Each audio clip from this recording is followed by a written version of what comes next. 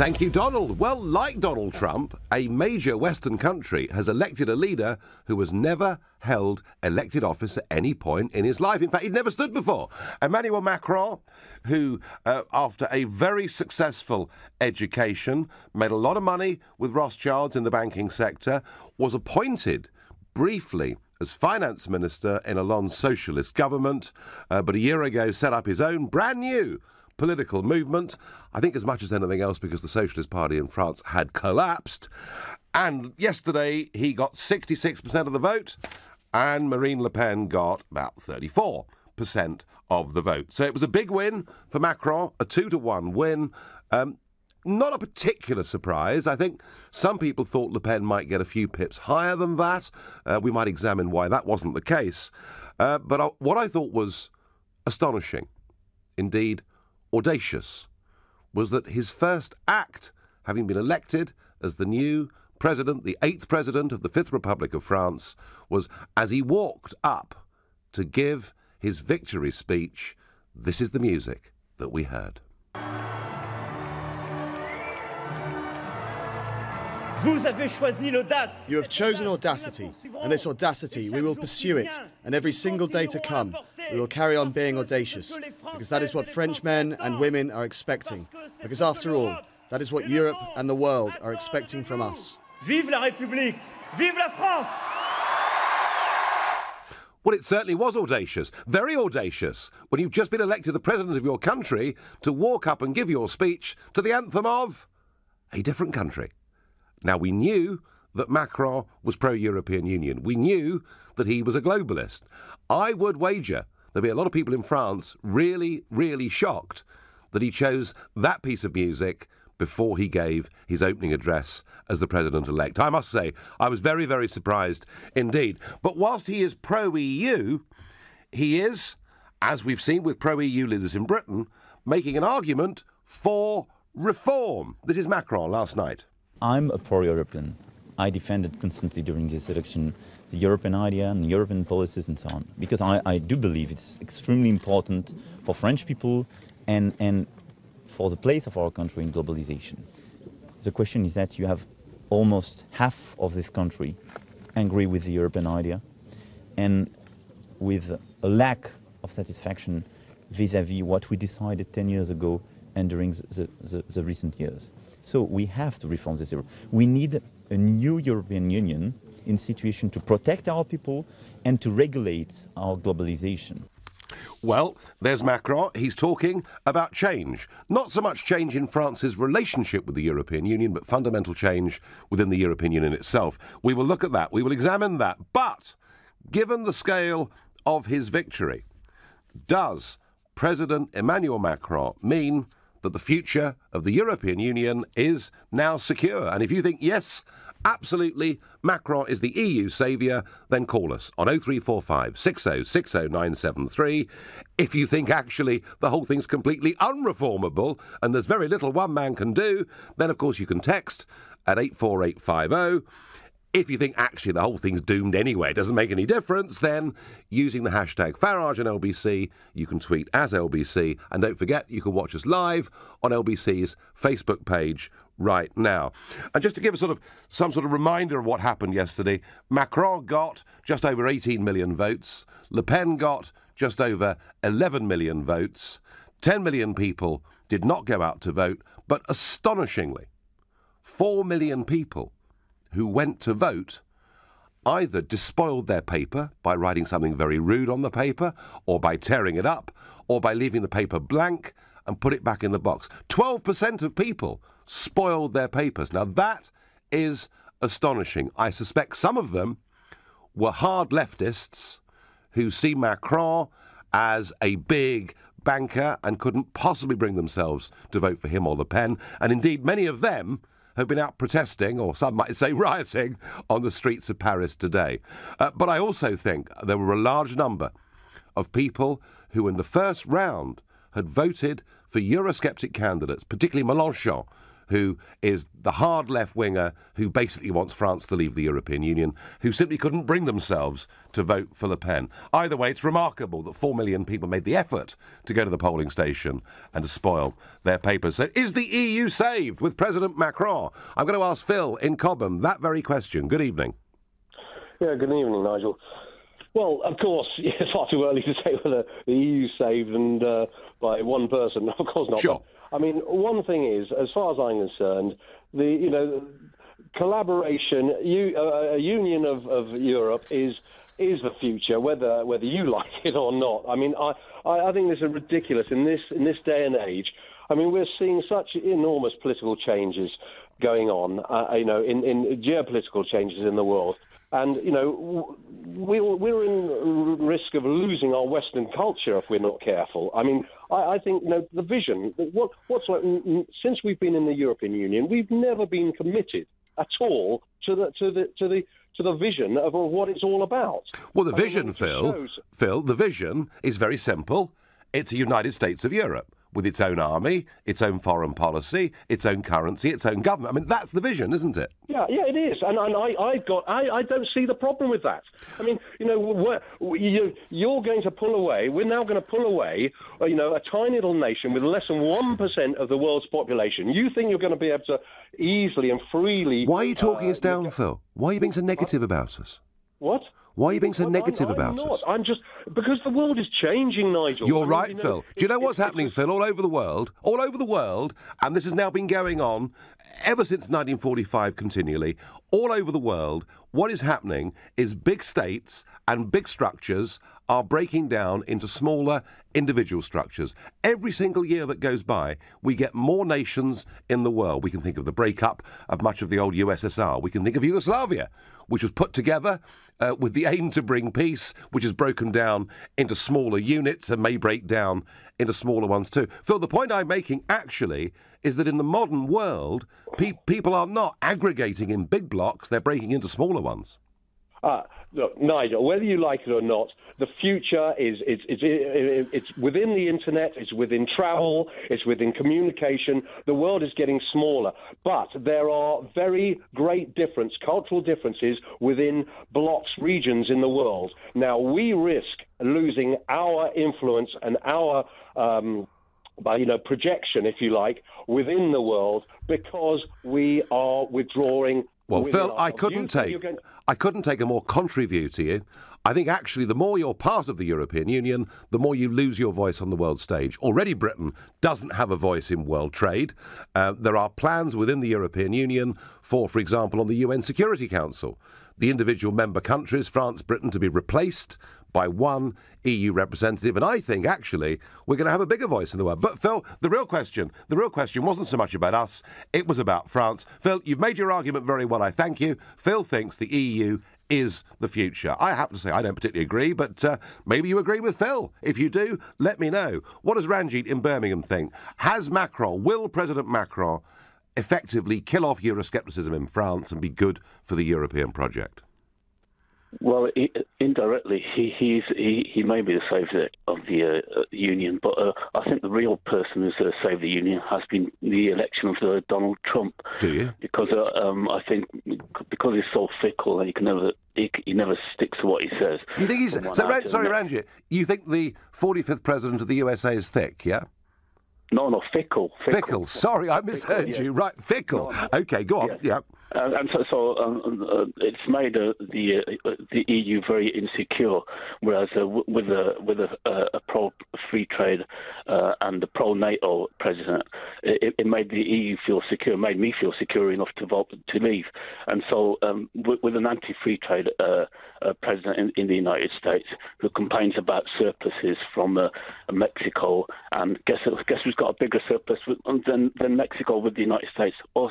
And so he's been telling his trade negotiators he actually told his trade negotiator at the G7 to remove a communique, a regular communique that the G7 had to free trade and the removal of tariffs.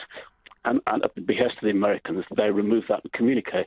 So now the EU feels unsafe. So it's going to pull together to try and defend itself against the Russians and all the other threats. We'll and it see. feels unsafe economically because it feels if they want to trade freely, then the United States is not a reliable partner in establishing free trade around the world. I think actually, Ranji, there are different messages coming from the Trump regime on free trade. I mean, for example, the message loudly and clearly that Britain could be at the front of the queue, the message that Germany was benefiting from an undervalued euro, the message that China actually was the villain in this, and yet he appears to have formed quite a good relationship with the Chinese, particularly apropos North Korea. I think it's as yet unsure, Ranji, despite Trump's instincts, exactly what he will do, but I get the perspective. On Twitter, I get the European Union is the future. UK Brexit will be a big failure because of UK isolationism, and that's what Christian tells me. And on Twitter, I support France's democratic decision to choose Macron. He has a big job to take on. Best of luck, France. Well, do you know what? He does have a big job to take on. Because it would appear there was a great big wave of optimism in Paris last night. And the image that the young of France have gone for, Macron, this big youthful image. Think about this. 80% of the over 65s voted Macron. Le Pen's biggest support and growing support is in the 18 to 24-year-olds and those indeed going up to the age of 40. Actually, generationally, the European project in the rest of Europe is in trouble. The only country in which the youngsters appear to be overwhelmingly in favour of EU membership is the United Kingdom. Fascinating. So don't buy the idea that Macron is about youth and optimism. Actually, it was the pensioners, scared, I think, of what leaving the euro might do to their properties and might do to their pensions. Interesting. Right now, you're listening to the Nigel Farage Show, exclusively on LBC. It's 7:15. It's Macron, 66%. It's Le Pen, 34%. He is going to be the president. So what happens next? Well, he will be sworn in as the French president on the 14th of May.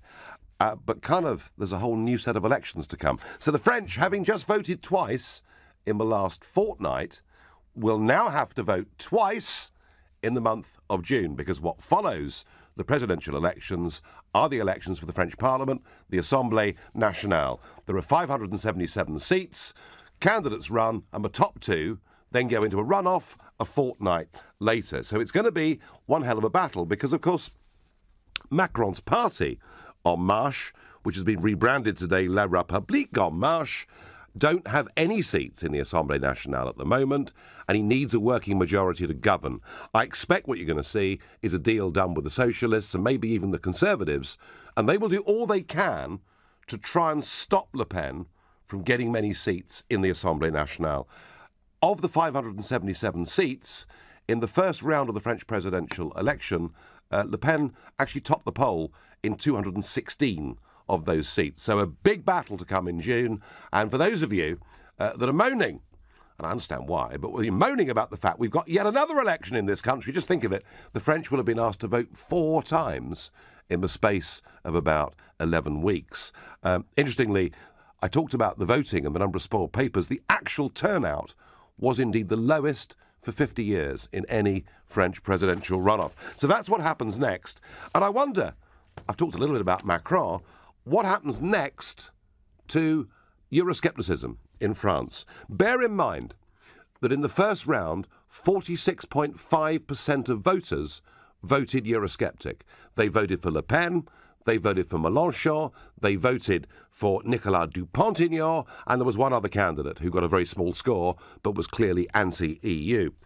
So what was Le Pen's response to losing? Well, initial disappointment, but then a speech, I thought a very interesting speech, a speech saying that she has to make further reform and she has to rebrand the Front National. And I think, quite honestly, if she'd been a candidate that had not been associated with the Front National and was not seen to be in her father's shadow and to be judged by her father, she would have got many more of those Eurosceptic votes yesterday. As it was, she got, let's say nearly 35%, but there's another 10 or 11% who'd registered Euroscepticism in the first round that didn't do it. My guess is she'll do a deal with my friend Nicolas Dupont-Aignan, who's a conservative Eurosceptic.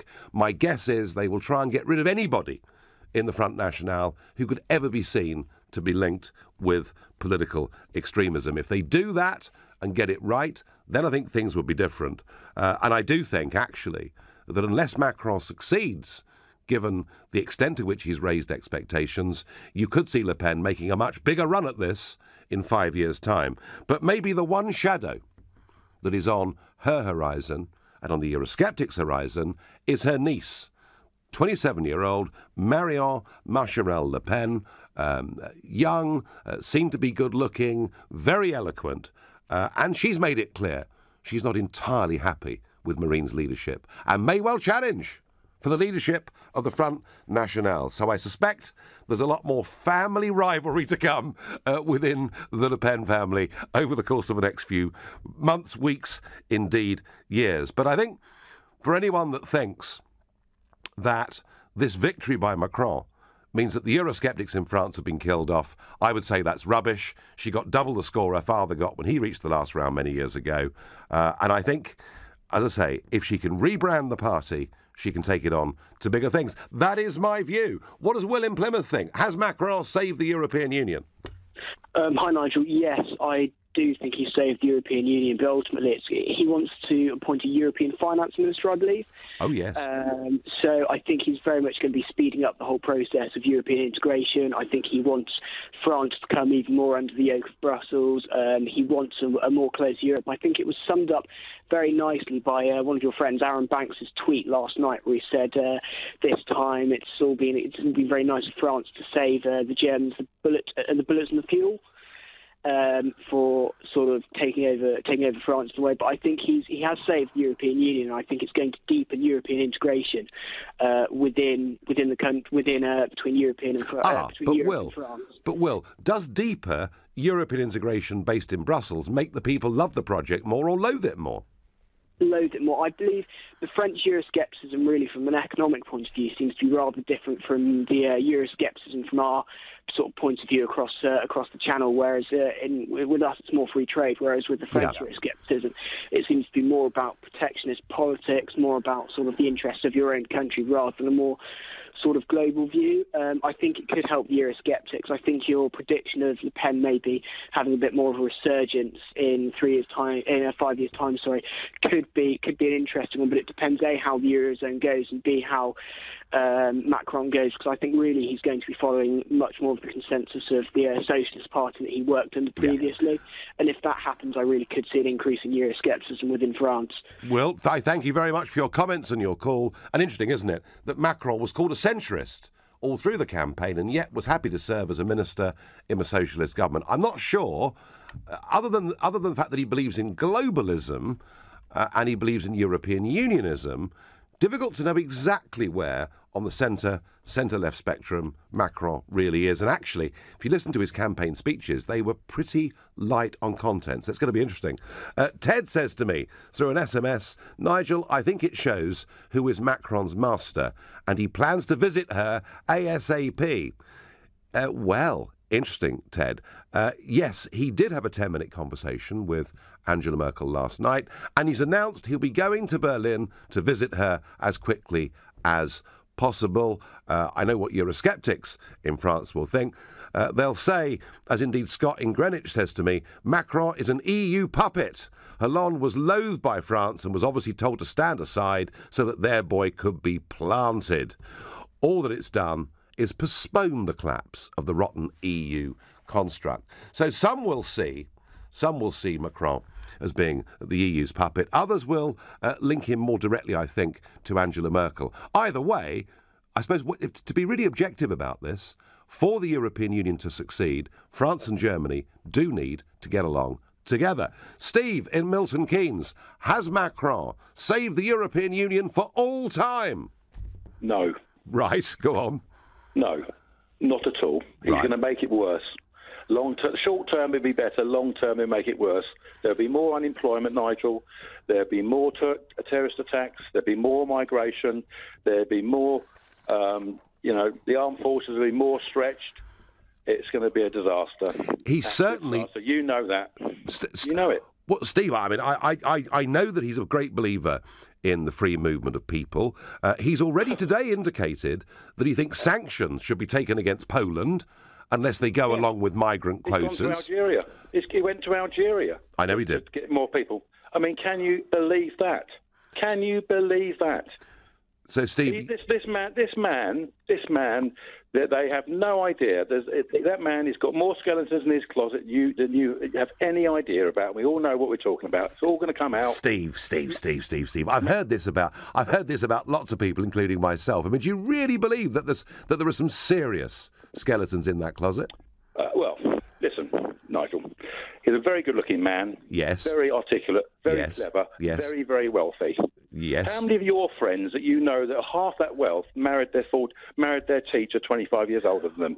Steve, it takes all sorts to make the world go round, you know. But listen, Steve, I thank you for your call. Andrew on Facebook says, funny how all the Le Pen voters aren't rioting and throwing their dummies out of the pram because it's unfair. They didn't get what they wanted. Well, that certainly, Andrew, is what's happening to the hard left on the streets of Paris today. And incidentally, what did Le Pen do after losing? Well, she phoned Macron to congratulate him. She then, and if you haven't seen it, have a look. In fact, we'll get some clips up on LBC's website. She then danced the night away in a disco. So that's, I guess, in a way, that's how you should lose, isn't it, really? Craig says on Facebook, I'm concerned about the appointment of Macron. Well, he's not been appointed, he's been elected. And the impact he'll have on Brexit negotiations. Well, Craig, you know, we did discuss this last week on this show. I said whether you love her or hate her, actually, Le Pen would have been better for Brexit negotiations than Macron, who's going to club together with Juncker and, as I see it, the bully boys in Brussels. Mind you, it's not just me that sees that. British Prime Minister now stands on the steps of Downing Street and has a go at the Brussels bully boys. Max in Guildford, what do you think Monsieur Macron means for the EU? Everyone's congratulating the wrong guy. They should be congratulating Mrs Merkel and not Macron, because that's who's going to be running France. And in terms of the EU, it's doomed. We have to wait a little bit longer because, let's be honest, they've never, ever, ever let an anti-EU leader win the French elections. They pumped so much behind him. They said he was an outsider, but he's been working in the European Union for years. Anyone who calls him an outsider is bizarre. It's just bizarre. I think the EU will collapse. And I think the rise in the... Bear in mind, they haven't actually changed the party name, and they had a fascist leader, or alleged fascist leader, 7-8 years ago? Yep. She's done extremely well to bring them this further forward in such a short space of time, and I think actually she would be much better in 5 years. You may well be right, Max, and the one thing I think where she perhaps would be disappointed was the big debate, the big head-to-head debate, where I don't think she came out as well as she should have done, but she did utter one fantastic immortal line. And she said, whoever wins this election, it'll be a woman running France, either me or Angela Merkel. That was her perspective, and that is what a lot of the Eurosceptic cynics will say. Max, I thank you. You're listening to the Nigel Farage Show, exclusively on LBC. It's 7:30. Well, whilst the world's media is obsessed and filled with the French elections and this new 39-year-old president, Emmanuel Macron, of course there is still a general election going on in this country. And today, Theresa May confirmed that a Conservative government would maintain the target of reducing net migration to below 100,000 a year. Well, that promise was derided by Labour, who said she'd come nowhere near achieving this goal during her 6 years as Home Secretary when David Cameron was Prime Minister. UKIP sought to put pressure on the Tories over the issue by setting out its own one-in, one-out pledge to reduce net migration to zero. Party leader Paul Nuttall said young Britain should be encouraged to take seasonal jobs, including picking fruit and vegetables in student holidays, to reduce the demand for foreign labour. And Jeremy Corbyn set out plans today to scrap hospital car parking charges. The £162 million cost of that covered by an 8% hike in tax on private health schemes. Have to say, scrapping hospital parking charges was something I campaigned on when I led UKIP in 2015. So there we are, even Labour picking up one or two of those ideas. But back to our debate. Does Macron, being elected the President of France and being welcomed the way that he has around the European Union and indeed around the world by Obama and many others, does this actually save the European Union, or, after 5 years of him, will the French Eurosceptics come back even more strongly? I'm going to ask Patrick in Battersea that very question. Well, we don't know what will happen in 5 years' time with regard to how he does or doesn't do with various policies in France. What worries me deeply is that I'm hearing British people who claim to be Brexiteers and doing it for Britain, saying that they would rather a fascist won that election. That bothers me deeply. Who was the fascist candidate then, Patrick? The fascist candidate was Miss Le Pen. Was it? Can you? Well, let me just say this to you, Patrick. For 18 years, I have sat in the European Parliament.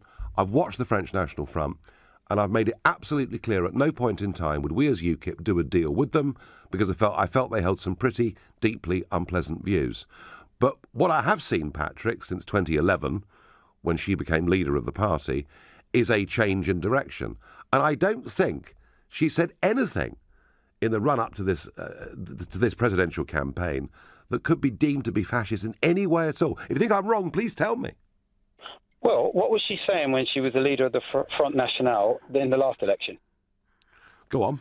You didn't think that was fascist, what she was saying about foreigners and about all sorts of other, things in France? But Front National. Do you remember our National Front? Patrick, I've made the point to you that I've have strong problems and reservations with the Front National. In fact, I said to her 5 years ago, I said, what you ought to do is get rid of that party and start again from scratch. And indeed, when she gave that speech last night, she was kind of hinting that's what she's going to do. I do not doubt, Patrick, for a moment that there were those in the French National Front, maybe still are, who have fascist past or fascist views. I do not think it's fair, I genuinely don't think it's fair to say that about Marine Le Pen. Well, I'm sorry. She was the leader of the National Front a few weeks ago. Suddenly, yes. She's not the leader of the National Front, so she's not a fascist. Well, Patrick, okay, Nigel, whatever you reckon. Patrick, she has tried. She's expelled people for Holocaust denial. She has tried to turn it into a different party, has she not? I wouldn't doubt that, but they're still fascists. They're still extreme right-wingers. Right. Well, that's what they are. Well, and Patrick, I can't believe British people. Yeah. Would in the same calendar year talk about going to the cenotaph and doing what we do for fallen soldiers and supporting a fascist. That beggars belief to me. But you know what? Carry on, people. Do your thing. Patrick, I completely get your comments about elements within the French National Front that have been there for decades, but I don't buy it as far as Marine Le Pen is concerned. But if you feel like Patrick, please let me know. I'm going to ask Yuri in Brighton, is Macron going to save the European project and kill off Euroscepticism? Yuri, good evening. I think he's going to have a struggle on his hands, and I think the only way for him to even get close to kind of getting European Union back on track is to fight to reinforce a minimum wage to be equal all over European Union. So there is not such big disparities in opportunities for people all over. But Yuri, how do you have a minimum wage that works in Paris and works in Bucharest? Their economies are at such different levels. Yes, but we did it in UK. They did it in all over France. Yes, so you have a minimum wage that gives you a certain level, and obviously other places will vary a bit. Obviously, another thing I was going to say is they need to start forcing the bigger corporations to start paying proper wages abroad, outside UK, outside EU, so that there is more markets for European and British companies to trade their goods too, rather than just bringing goods in. Do you think, Yuri, that if workers in all different businesses and industries, if workers across Europe felt they were getting a fairer deal and better pay, that would kill off Euroscepticism? It wouldn't kill off Euroscepticism, because a good healthy skepticism which would keep systems to keep developing. But it would bring a Euroscepticism on a different level. It would bring a Euroscepticism to the level is we're criticizing you to make you, and you listen to us, and you make things workable for us. At the moment, such a huge difference in opportunities all over Europe. These things, they pretty much bring the Eurosceptics in France, in UK, this extra push, because obviously they see people coming in, and those people are willing to do something which in here people will struggle with at the wages they take. No, you're absolutely right, and this was a big contributory factor. However, I don't see Monsieur Macron trying to reverse this particularly, because generally the bigger the businesses involved with this, the more they make the argument for free markets. And indeed, Yuri, there was a very telling point in the referendum campaign when Lord Rose, who actually was in charge of the Remain campaign, although after this comment went to ground, he was asked by a House of Commons committee that if Britain left the European Union and took back control of our borders, would that not mean that the wages of British people would go up? And Lord Rose said yes, but I don't think that would be a good thing. And, after that, they hid him for the rest of the campaign. So, Yuri, I take your point. I get your point. If people felt they were paid better, if people felt their wages weren't being driven down, there would be less Eurosceptic sentiment in Britain and France and elsewhere. But I don't really see that happening. Ian in Thurrock, has Macron saved the European project? No. Personally, I think that the European project is a proven failure, and I want to put the point there that Macron is just part of the EU Merkel machine. I think that he's going to use his power to control the people in the mainstream media in France, to influence the popularity of the Front National, using diverse tactics, similar to the way the Conservatives and Labour have teamed up to try and push UKIP out, to try and stem any kind of competition to the EU. And I think that will all be driven up from the top, really, from the EU. I think it's a pretty big master plan they've got. But Ian, wouldn't you agree that there are elements of Marine Le Pen's party that do actually upset and put off some Eurosceptic voters in France?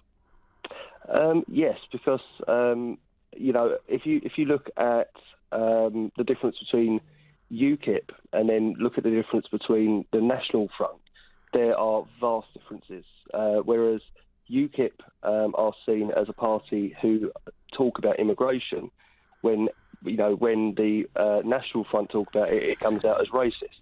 I think, Ian, the point is that I think she has made improvements in her party, but I think I'd be the first to say she's got a long way to go. Ian, I thank you. I'm going to go quickly to Ray in Stoke. Ray, Emmanuel Macron, new president of France, has he saved the European project?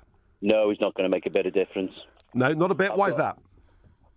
Well, I've got absolutely no confidence in governments in most of the Western countries nowadays, Nigel, of running a cohesive society and creating jobs for people. They're just bringing people in on the cheap. To be honest, I think we're stoking up a lot of trouble for our kids. Yeah, I mean, is there an argument? Is there an argument, Ray, that now we've voted for Brexit, maybe we can put a stop to that problem? I don't think it's going to make any difference, Nigel, to be honest. I'm expecting civil unrest in the future. I'm hoping it's not in my lifetime, but I'm expecting it in my kids. And is that because is that because they can't get decent jobs and they can't get houses and things like that? Yeah, I mean, well, look, at the end of the day, we're bringing a lot of people in here. We're creating a lot of cheap jobs. They keep saying they're a benefit to the country. Yes, they might be when they're paying taxes and stuff, but with infrastructure, blah, blah, blah, schools, hospital, but it's just not running anything, Nigel. Any of them, doesn't matter. Your mate Maggie sold everything off. Labour are incompetent, selling all that. The whole thing's a mess, and it's going to get worse. Ray, pessimistic of Stoke, I thank you for your call. Nyan says to me on Facebook, Macron will not be able to rule France in peace, and thus the problem will make Euroscepticism rise, not die. Well, certainly, it's been a tricky start on the streets of Paris today. And on text I get, Macron is deluded. The bureaucrats of the EU are not ready to give up power. And that's what Philip in Whiteleaf says. And Philip, I'm going to address that very point in one moment. But right now, you're listening to The Nigel Farage Show, exclusively on LBC. It's 7:45. In some ways, just in some ways, that election yesterday in France was a little bit of a referendum, wasn't it? Because it's perfectly clear that Marine Le Pen wants France to leave the EU and Emmanuel Macron believes in the European project. But crucially, what Macron was saying, and saying it more, Le Pen was saying, I'll renegotiate, but if I don't get it, we'll vote to leave. And everyone knew her renegotiation would not be taken very seriously. But what Macron was saying is we can reform the European Union. And indeed, he said that we need to reform in depth the European Union and our European project. To allow the EU to continue as it is would be a betrayal. So he gets elected saying he's going to reform the European Union. And I guess a large number of French people think, well, that's terrific. It means we're going to have a different relationship. I tell you what, under President Macron, quite right too, you are going to have a different relationship with the European Union. It started with Ode to Joy, beautiful piece of music though it may be, being played as he walked up to give his victory speech. What he's going to be campaigning for is he wants a separate budget for the Eurozone. He wants a Eurozone minister. He wants the Eurozone to have its own parliament. He wants to transfer power from France to Brussels and the EU institutions, and that is the way he uses the word reform. Is it any wonder when Juncker says he's really happy that the French have chosen a European future? Together we will be stronger. Mrs. Merkel has said she praised him for championing a united European Union. And Commissioner Pierre Moscovici says he now has a mandate, and this mandate is to propose to our European partners a deeper integration and a deepening of the Eurozone. Well, there you are. That is reform, Macron style. It is going to be more centralisation, and it's why I think actually when the French people wake up to really what they've elected, I suspect Euroscepticism will grow if it can find a political means that it can unite around, because right at the minute, Euroscepticism in France is very, very divided. I wonder what you think to that. I wonder what Brian in Dublin thinks. Brian, good evening. And you're calling, of course, from a country that twice have rejected European treaties over the last 20 years or so. Brian, good evening. Good evening, Nigel Farage. How are you keeping? I'm keeping very well, thank you. So, has he saved the project, Brian? No. I think it was done and dusted when the UK up sticks and left. I don't. It's a ticking time bomb. It's on. It's an endangered species. It's not a matter of if, it's a matter of when. Yes. And I mean, would you welcome that, or would you see it as a disaster if the whole thing broke up? To be honest with you, I'm a big firm believer in democracy. Right? Yes. Now, I voted no the first time for the Lisbon Treaty all those years ago. Yep. And I voted no the second time, which was a joke. We should never have had a second referendum. And yeah, I know I'm getting off point, but yeah, when I realise who basically are governing us as in Ireland and who were governing the United Kingdom, because when you look at it, the bigger picture, you're not really making your laws, and most of your current decisions are decided in Brussels. No, because Brian, what you're doing is you're pooling sovereignty to make decisions at a higher and better level. That's at least the argument. I don't buy it. And I have to respect. I don't always agree with what you say, but you went out 20 plus years. You did it. You got England out, out of Europe for better or for worse. So congratulations on that. Well, that's kind of you. And if there was a political party in Ireland advocating withdrawal, would they get many votes in your opinion? Oh, it's a tough question. I say they would, but I don't know if the Leave or something such as a big change, they would get as many as is needed to make that big change. You know what I'm saying? So, well, certainly. I mean, certainly there is Eurosceptic opinion, Brian, in Ireland, and there's been rejection not just of the Lisbon Treaty but of the Nice Treaty before that. But you sound like a pretty hardened Eurosceptic, the type of which I think, Brian, you're on the increase right across the European Union. And I thank you very much for your call, Peter in Wimbledon. Where does the European Union go from here with President Macron? From strength to strength, Nigel. And does it? I understand you're absolutely desperate for people like Le Pen and others, right-wing fascists, to get to power and destroy European Union. No, I'm not, Peter. No. Hang on. You are. No, I'm not. You're banking it heavily. You and Mr. Trump and others. When Brexit is going to go pear-shaped, we know you're going to be okay. Your friends, Goldman Sachs bankers and white supremacists in America, is going to look after you. Come on, Nigel. Please. I mean, your good friend. Any other charges you want to throw into this telephone conversation? No, but what, Nigel, answer one thing. Is I know no matter how much light we shine on you guys, you still kind of find a way to get out of it. You said it yourself. You're not gonna stand for British Parliament just to solely concentrate on getting good deal for Britain in EU Parliament. Did you know that UKIP party in yourself had the worst record of voting? Yeah, when the voting happened in European Parliament. Yeah. You're the worst representative, of all the parties. Actually, Peter, some of our MEPs have amongst the highest attendance records of any members of the European Parliament.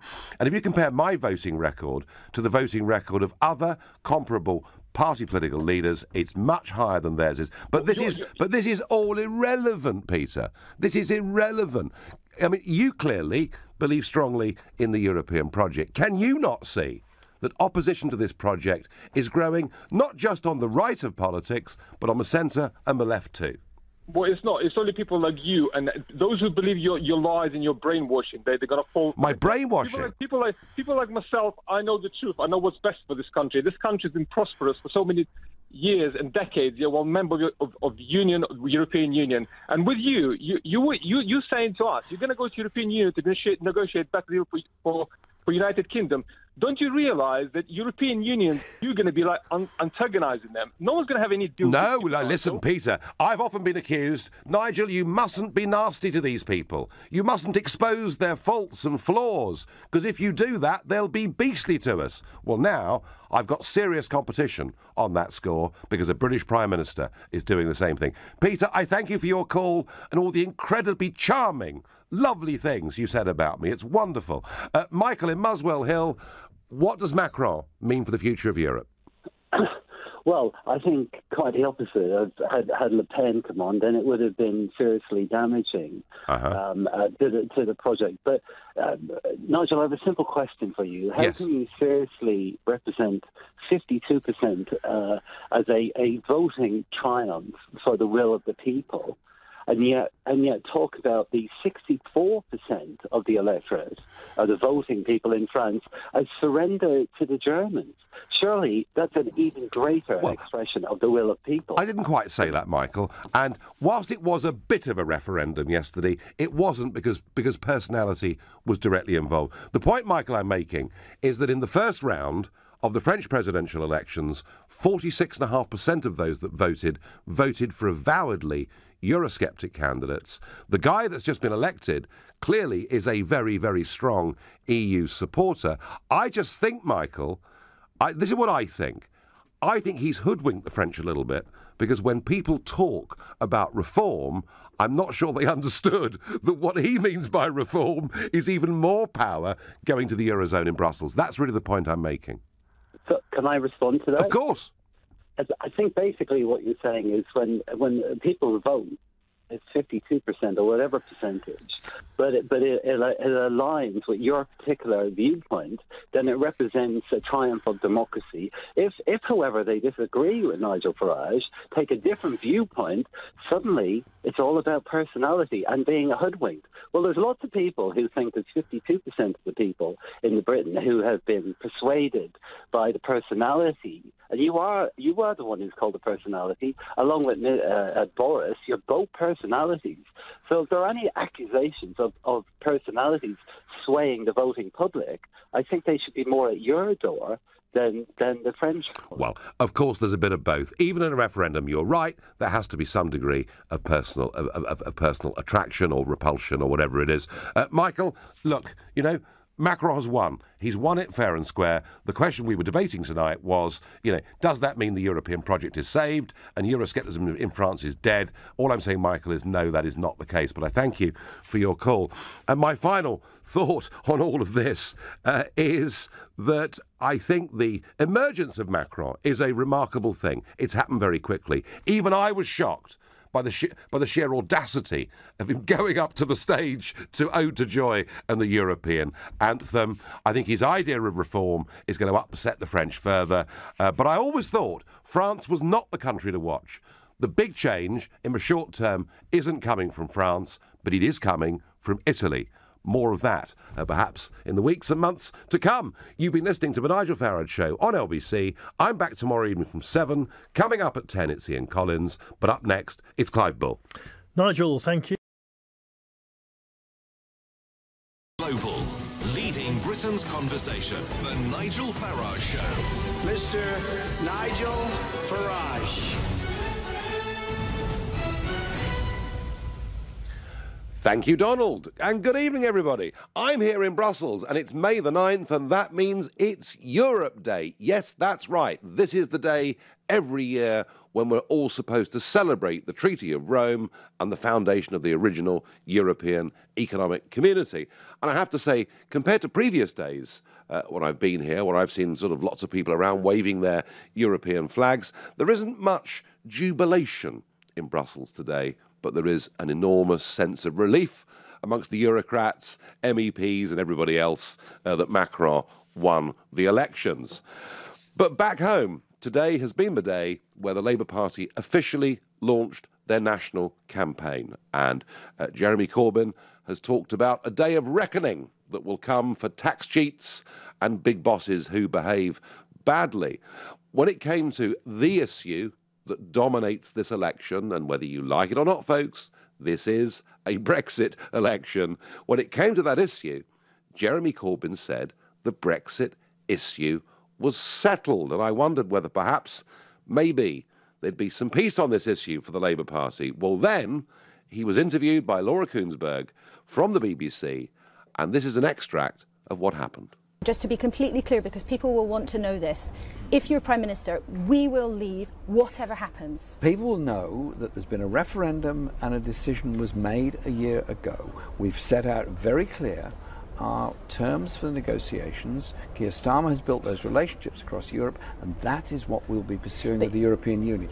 I don't know, any more than you do, exactly what is going to happen in the future on this, but I do know we are not approaching this from megaphone diplomacy. We're not approaching this from threats. We're not proposing to set up some kind of tax haven on the shores of the European Union.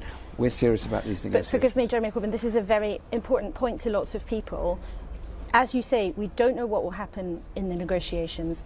If you are Prime Minister, can you categorically say that we would definitely leave? Because if you won't, there is a chink of a possibility that things could change and we might end up looking differently at our options. The danger is of the approach the Conservatives are taking in their megaphone diplomacy with Europe and approaching the whole thing as though all you've got to do is shout loud and be abusive to people across the Channel. Our view is you have to talk to them, negotiate with them, and recognise there is actually quite a lot of common interest, particularly in manufacturing industry. That is the process we're following. Well, we've been diligent and we've gone through that interview and we have counted 6 separate occasions where the question was asked, if you become Prime Minister, will we definitely be leaving the European Union? And on 6 separate, clearly identifiable occasions, Jeremy Corbyn did not answer. So the question, the debate I want to have with you this evening is, are you clear? Are you clear on what Labour's message is on Brexit in this election? And if you think, yeah, absolutely, I get it, I really do understand what Jeremy Corbyn is saying, well, you can call me on 0345 60 60 973. If you haven't got a clue what they really stand for, well, you can text at 84850, or perhaps you think, actually, it doesn't matter, because really this shouldn't be about Brexit. There are bigger issues. Well, you can tweet using the hashtag Farage and LBC, at LBC. And, of course, you can watch us and watch this show live on Facebook. I've been, for the last weeks, perhaps even months on this show, I have been saying that I just simply don't fully understand what Labour's position is. You know, Theresa May well have backed Remain in the referendum, may well for a whole career in politics have supported the European Union, but she's making it clear. She says Brexit means Brexit, vote for me. And Tim Farron is going around the country on his bus saying we've made the most shocking mistake. We need to do all that we can to soften, his word, Brexit, and then to have another referendum at the end of the process, and you can agree with it or disagree with it, but at least it's clear.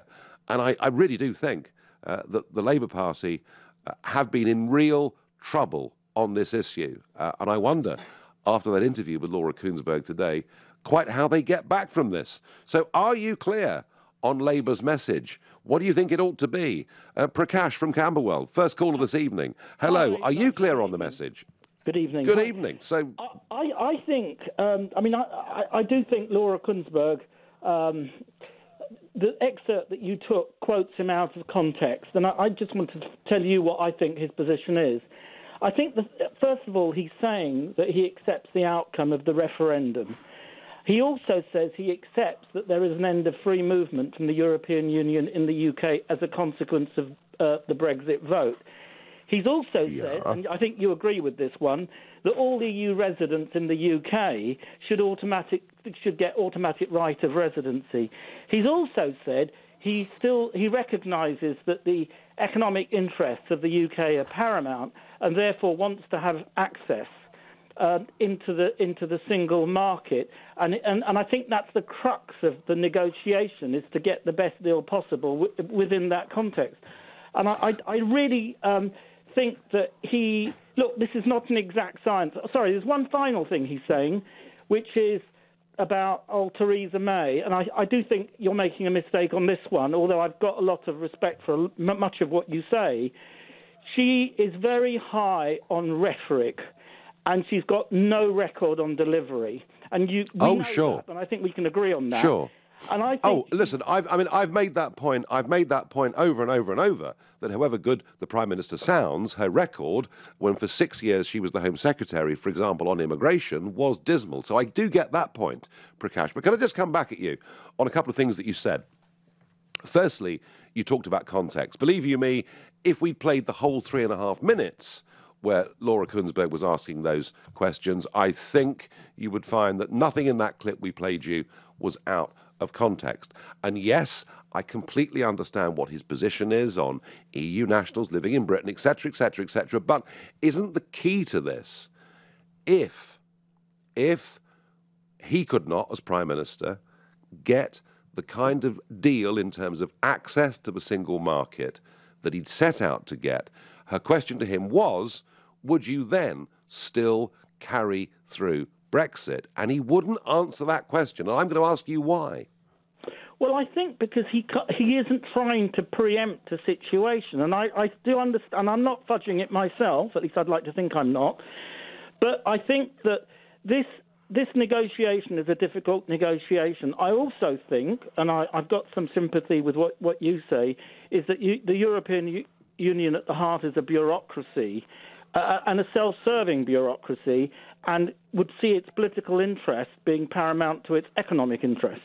Because it's at the moment, yes. At the moment, that's the debate. But wouldn't it be cleverer, Prakash? Wouldn't it be cleverer for Corbyn to say, right, if I'm Prime Minister, I guarantee that Brexit will happen. I also guarantee that under Labour we will get a much better deal. Now, if he said that, we would understand exactly where he stood. But he leaves the door open here, doesn't he? Because what he's effectively saying is if we cannot get free trade access to the single market, well, maybe in those circumstances, we might have to rethink Brexit. Isn't that the message that he's put out today? Well, he'd have to rethink it. If the European Union turned round to him and said, look, sorry, mate, we can't give you access unless you have the following conditions, and we note these conditions are not acceptable to you, he would have to think very long and hard, and at that point say, look, we can't accept your conditions, and then at that point there is a hard Brexit. But that's not something and when I say hard Brexit, I mean come out without access to the...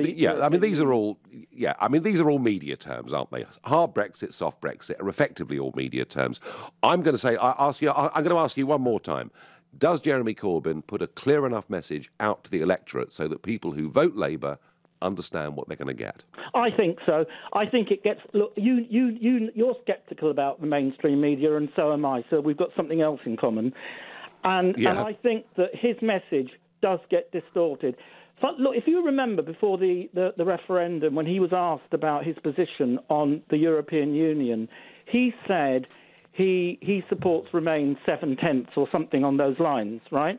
And I think the reason he said that is because, like you, he shares a scepticism of the European Union, of its construct and the fact that it's a self-serving bureaucracy. Having said that, the position he took was that he felt that he could conduct a successful negotiation. Now, like you, I think he probably made the wrong decision, because I'm not sure if you ultimately. But it's now a general election. It's now a general election, Prakash.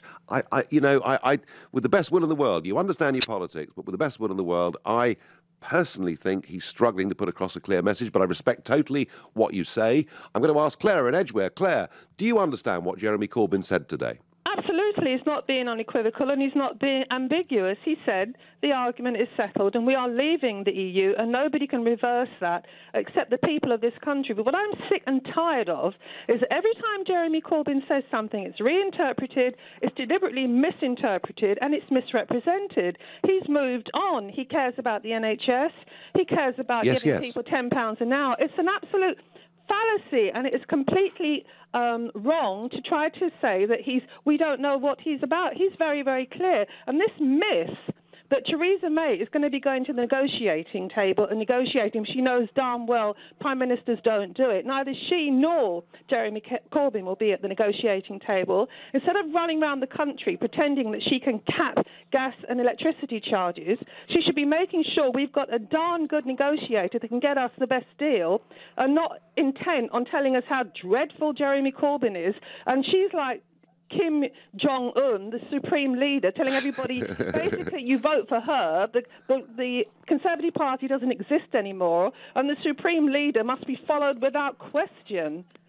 Well, there's certainly a cult of leadership there, isn't there? And it's very interesting looking at the banners and everything yesterday. It's Theresa May's team with Conservatives written very small, apologetically down at the bottom. Claire, I understand what you're saying. We're clear that the top 5% of earners will pay a lot more tax. We're clear that people will pay premiums on private health insurance to pay for hospital parking charges. We're clear there's going to be a day of reckoning for big bosses who are seen to have behaved badly. I get all of that, Claire, but I tell you what, we're not distorting him in any way on this show tonight. He said Brexit is settled, we're leaving in the press conference, and then when he's asked, what if you can't get a good deal, would you still leave? 6 times, Claire, he did refuse to answer. And I understand your comments about the clarity and the passion of his message on many other things, but I don't think he passed the clarity test in that interview.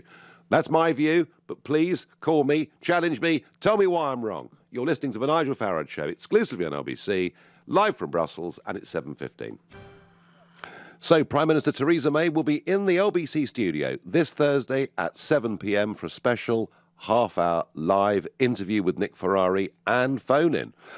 It'll be part of a series, LBC Leaders Live, and you'll hear the dates when the other leaders are going to come in and be interviewed. So this is going to be her first live broadcast interview of this general election campaign. Nick Ferrari here on Thursday, 7 to 7:30, and I will take Nick's seat at 7:30, and we will have an hour and a half phone-in debate and discussion about how Theresa May dealt not just with Nick Ferrari's questions, but with the calls from you. And all of you will get the chance to ask all 4 main party leaders your questions during this campaign. And we're back to today's issue, the official launch of the Labour campaign today. Corbyn stood up and said the Brexit issue is settled, and then 6 times did not answer Laura Kuenssberg of the BBC when she said, well, if you can't get a good deal, does Brexit still happen? And to me, and I think to many people, he really didn't answer that clearly. Many other things that Jeremy Corbyn today did and said were very, very clear, including a day of reckoning that is coming for tax cheats and big bosses that behave badly. So are you clear where the Labour Party and Jeremy Corbyn stand on this key dominating election issue of Brexit? I wonder, Max in Guildford, are you clear, Max? I am clear. He's not going to categorically say yes to us leaving the European Union. And I think, the phrase shooting yourself in the foot isn't really appropriate. I think he's shot himself in the face, to be honest, with this election now. If you looked at the BBC, they released a report after the referendum that if you voted as you did in the referendum in your constituencies, Leave would have 410 seats. So if you're going to even vote slightly in that way with the Conservatives, they're going to have a landslide majority, and the Labour Party will be finished for another 10 years. So do you see today, Max, do you think today is a significant moment then?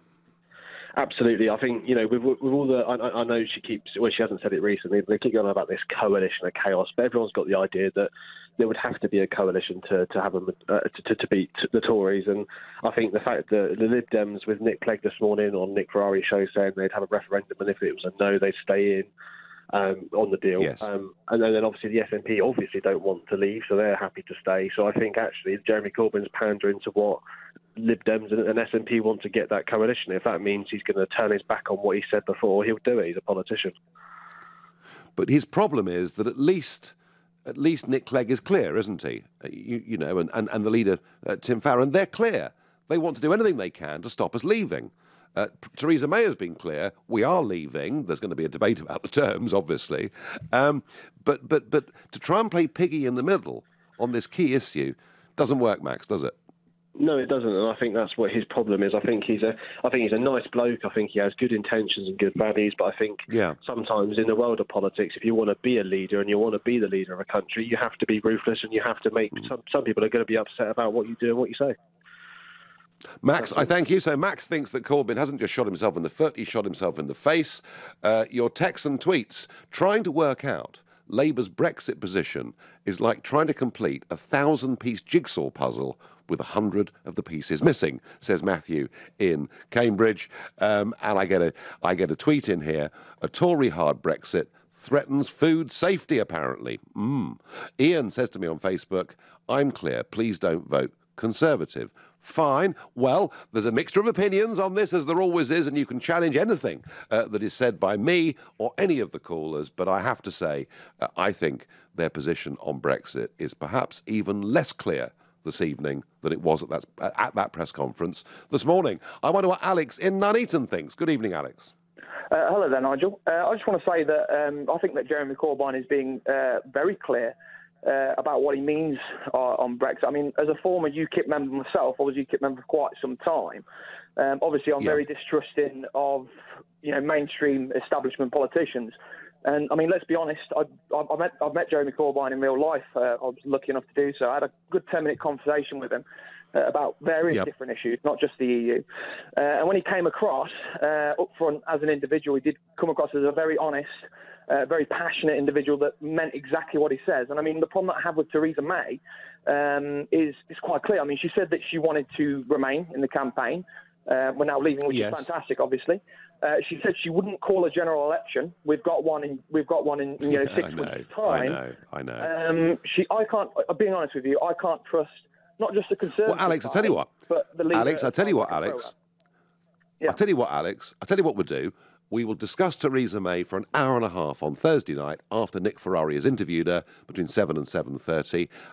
But for now, the question I'm asking is, after Corbyn's day, is it clear to the electorate on the dominant issue of this campaign exactly where they stand on Brexit? That's the problem, isn't it? It's whether it's clear or not to the electorate rather than the individual. He needs to be. Well, that's my question. That's my question to you. You know, if you went to if you walked Alex into your local pub in Nuneaton tonight, would people in there understand where Corbyn stood on Brexit? Unfortunately, probably not. He needs to be clear to the electorate, and he needs to start. Like Mike said, he needs to stop pandering to his own party and other obviously left-wing parties like the SNP. If he just was honest about what he believes in, because we know he's a Eurosceptic, can't deny it. I know without a doubt he'd get more votes, without a doubt in my mind. Alex, I thank you very much. Alex, who's met Corbyn and liked Corbyn and is urging him not to be bent and swayed by the SNP and the Liberal Democrats and to be true to himself is what Alex was really saying. Bernie in Crawley. Bernie, are you clear about Labour's policy on Brexit? Yes, I think I'm very clear on it. I think he's given a message to the Europeans, the same as the Liberal Democrats, that if they don't get a deal that suits in Great Britain, then they're going to put the vote back back to the people. In other words, it's an incentive for Europe to give us a very bad deal, which they will do anyway because they don't want us to leave. So then the people will get to re-referendum. That's what in a sense. But in a sense, Bernie, and I'm listening very carefully to what you said. In a sense, Bernie, isn't that us really rather shooting ourselves in the foot as a nation, let alone political party? Because if we're sending a message, shooting ourselves in the foot because we're doing exactly what Europe would want. They, this idea that we're going to get a good deal from Europe is a myth. They don't want us to leave, and if we do leave, they do not want us to prosper leaving. But the Brexit, no, and I believe you me, in Brussels, I hear some of that stuff in the corridors. But the Brexit vote wasn't conditional on the deal, was it? The Brexit vote was stay or leave. It wasn't. This is a get out of jail card that the Liberal Democrats and Labour are using. The only person so far that I know will walk away with no deal are the Conservatives, and probably your own party, or what was your own party. Oh, they'd have walked away a long time ago. Don't worry about that. But, yeah, well, Bernie, I have to say, does all of this make you feel very cynical about politics and politicians? I'm very cynical about Europe. Europe is not a democratic establishment. They will want what's best for them. They don't, they won't mind that the fact that we import more than we export. They're not worried about that. What they're worried about is people leaving their club. And, for us to leave and be the first ones to leave, there's no way we're going to look good or get a good deal from Europe. Right. Bernie, you've made your position very clear, very, very interesting indeed. Dawn in Shepherd's Bush. Bernie seems to think that actually it's all a bit of a game, and if we send this message to the EU not to give us access to a single market on equal terms, that basically the Labour Party will join the Lib Dems and want us to have a second referendum. Is that the message you get, Dawn? It isn't at all. I get a very different message from what I've heard you express. I do believe that Jeremy Corbyn will continue with Brexit, because anyone who knows anything about his background knows that he's waited several decades for this opportunity. He's wanted us out of the EU for a very long time. And, wild horses won't keep us in there.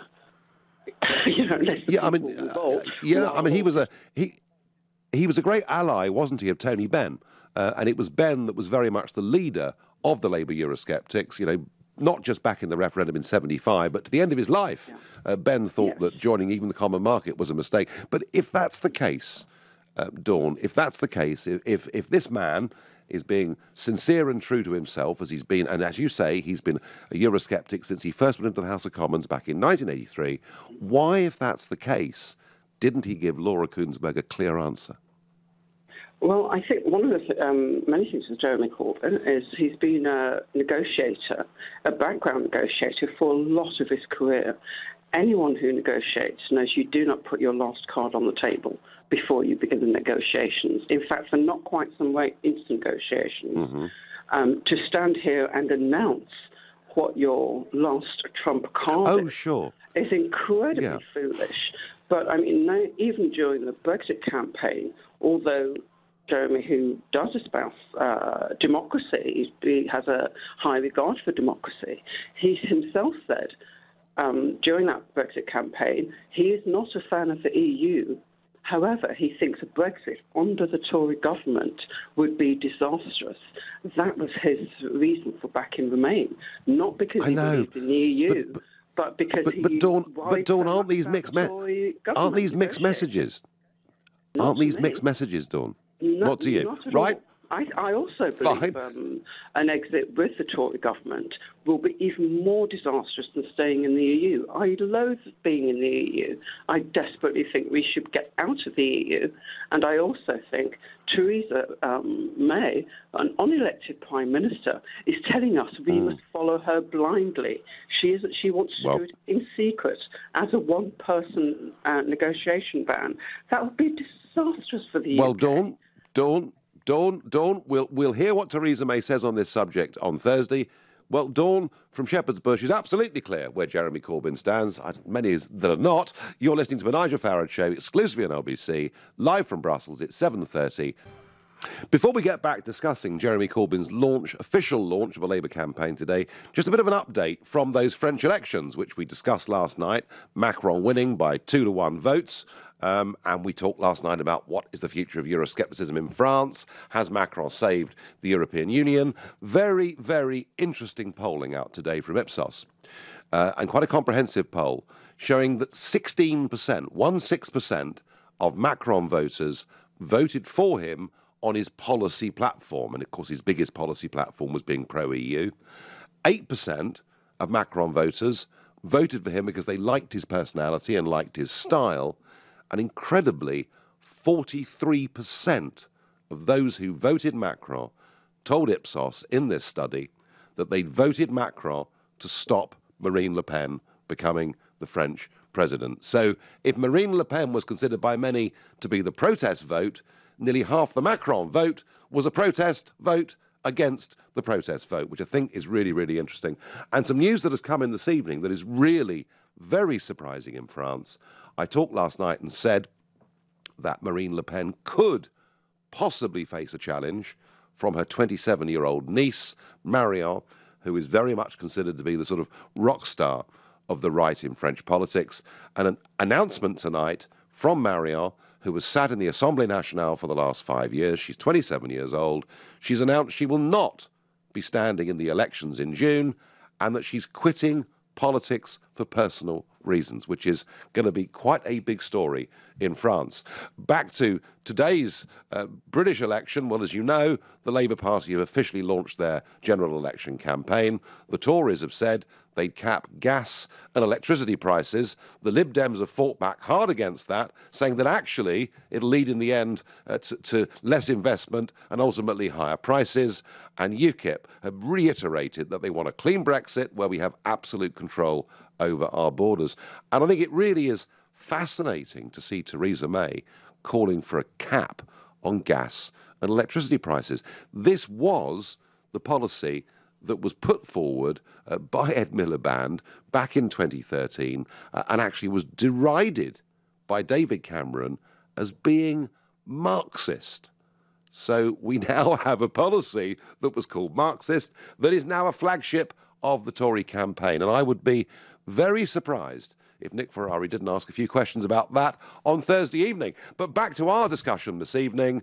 Six times, Jeremy Corbyn did not answer Laura Kuenssberg when she said to him, will Brexit happen regardless of whatever deal and access we get to the single market? And 6 times he did not answer that question, despite earlier having said at his press launch that the Brexit issue was settled.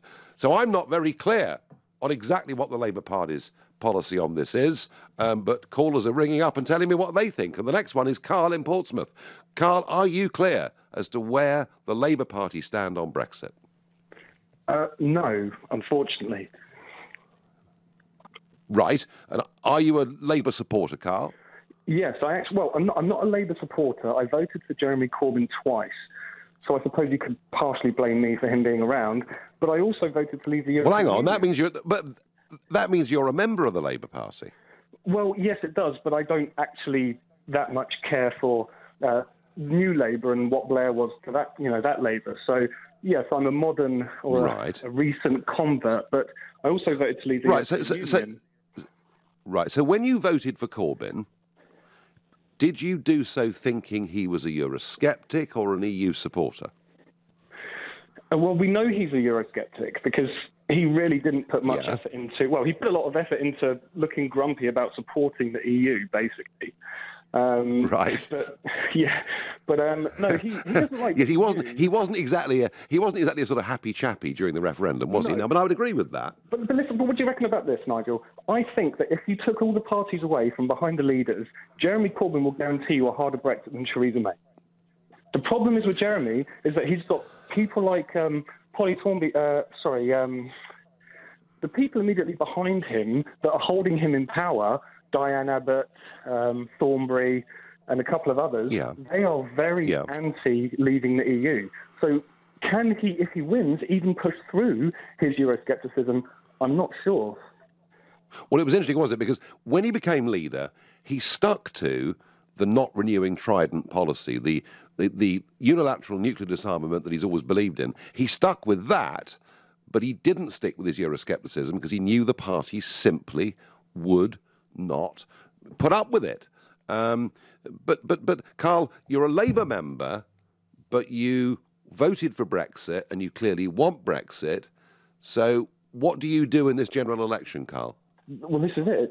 I kind of feel really stuck because if you look at the policies that Jeremy's put forward about Brexit, they're exactly in line with what I voted for, leaving the free movement of people, stopping that, and basically following through with Article 50 to the letter. So, in a way, he's putting out all the signals that Brexiteers want, and Theresa May has promised nothing. So what can anyone say who's supported Brexit and supports Theresa May? What can they say? They can say nothing. The problem is it's the people behind Jeremy who are going to try and undo it if he wins, and that's where I'm stuck. Right, OK. Well, I have to say, Carl, if you as a Labour member can't answer that question for us, then we do have one or two little difficulties, don't we?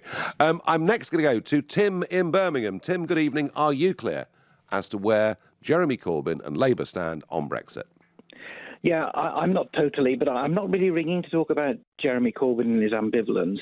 I'd like to ask you about your position on Brexit. Is that okay? Please, well, if you want. I mean, I'm not standing in the election. I'm not going to become Prime Minister, Tim, but have a go. Understand. Yeah, but I followed the Brexit campaign, with great interest. Yeah. And you led that campaign brilliantly, obviously, and articulated the Brexit vote. And then as soon as we achieved Brexit, the two leaders of the Brexit campaign, which were yourself and Boris, suddenly disappeared into the ether, took a very low profile. And at the very time when we needed you there to steer the negotiations, because the situation at the now is that Theresa May is in charge of the negotiations, and she was very non-committal about her views in the campaign. And I feel that UKIP is now folding because you have stepped down. You and Boris have stepped down from articulating. Well, hang on, Tim. This is utter nonsense, isn't it? Boris Johnson is the Foreign Secretary. He's hardly stepped down. He's occupying and holding one of the great offices of state, is he not?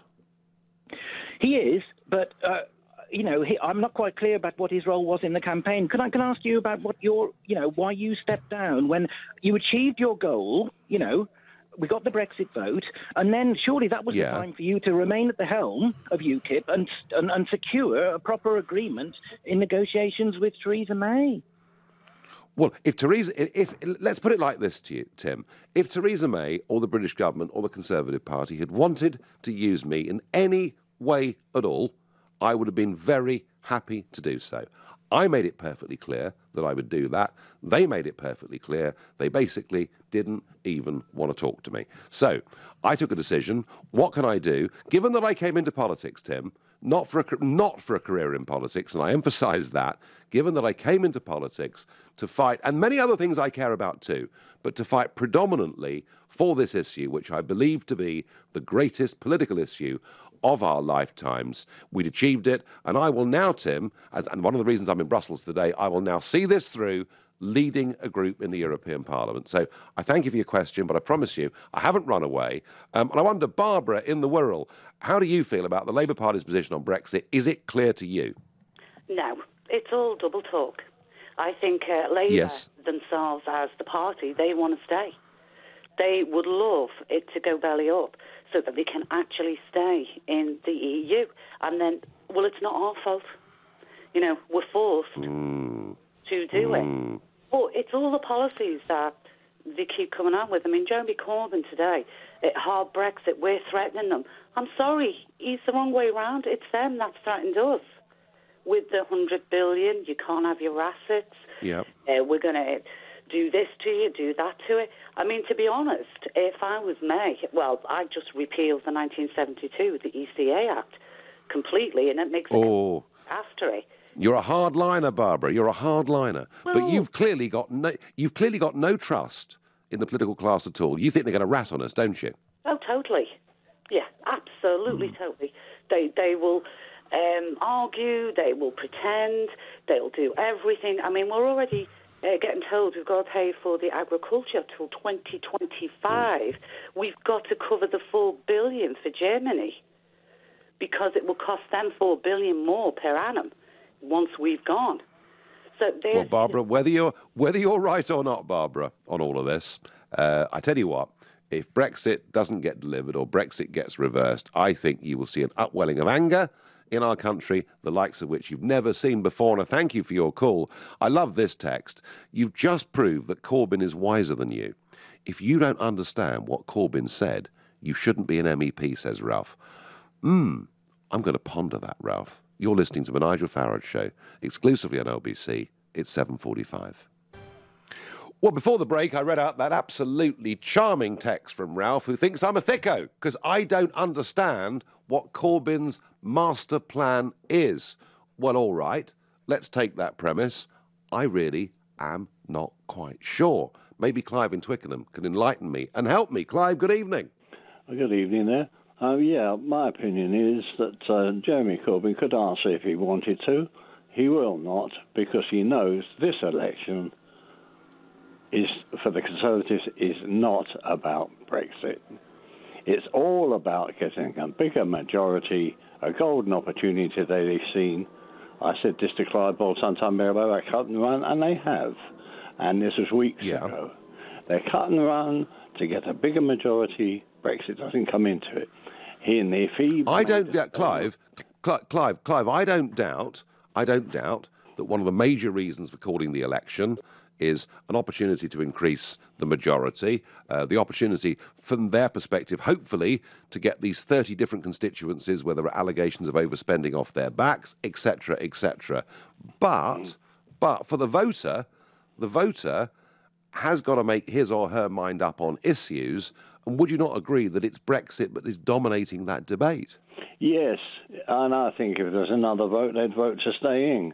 They were hoodwinked into coming out because of immigration. They were told it would drop. That hasn't, and it won't. And people of this country should wake up, vote Labour, and get rid of these damned Conservatives that cursed us since the war. Right, Clive. So, OK, all right, fine. We vote for Jeremy Corbyn en masse, right? The Tories get smashed. And we know what Corbyn will do on taxes and other issues like that, because he has made that absolutely crystal clear. What, Clive, does he do about Brexit? He goes to talk to them and has a different discussion altogether to what May is having. Yeah. And but what does he do, Clive? What does he do? Does he honour the referendum result? And do we get Brexit regardless?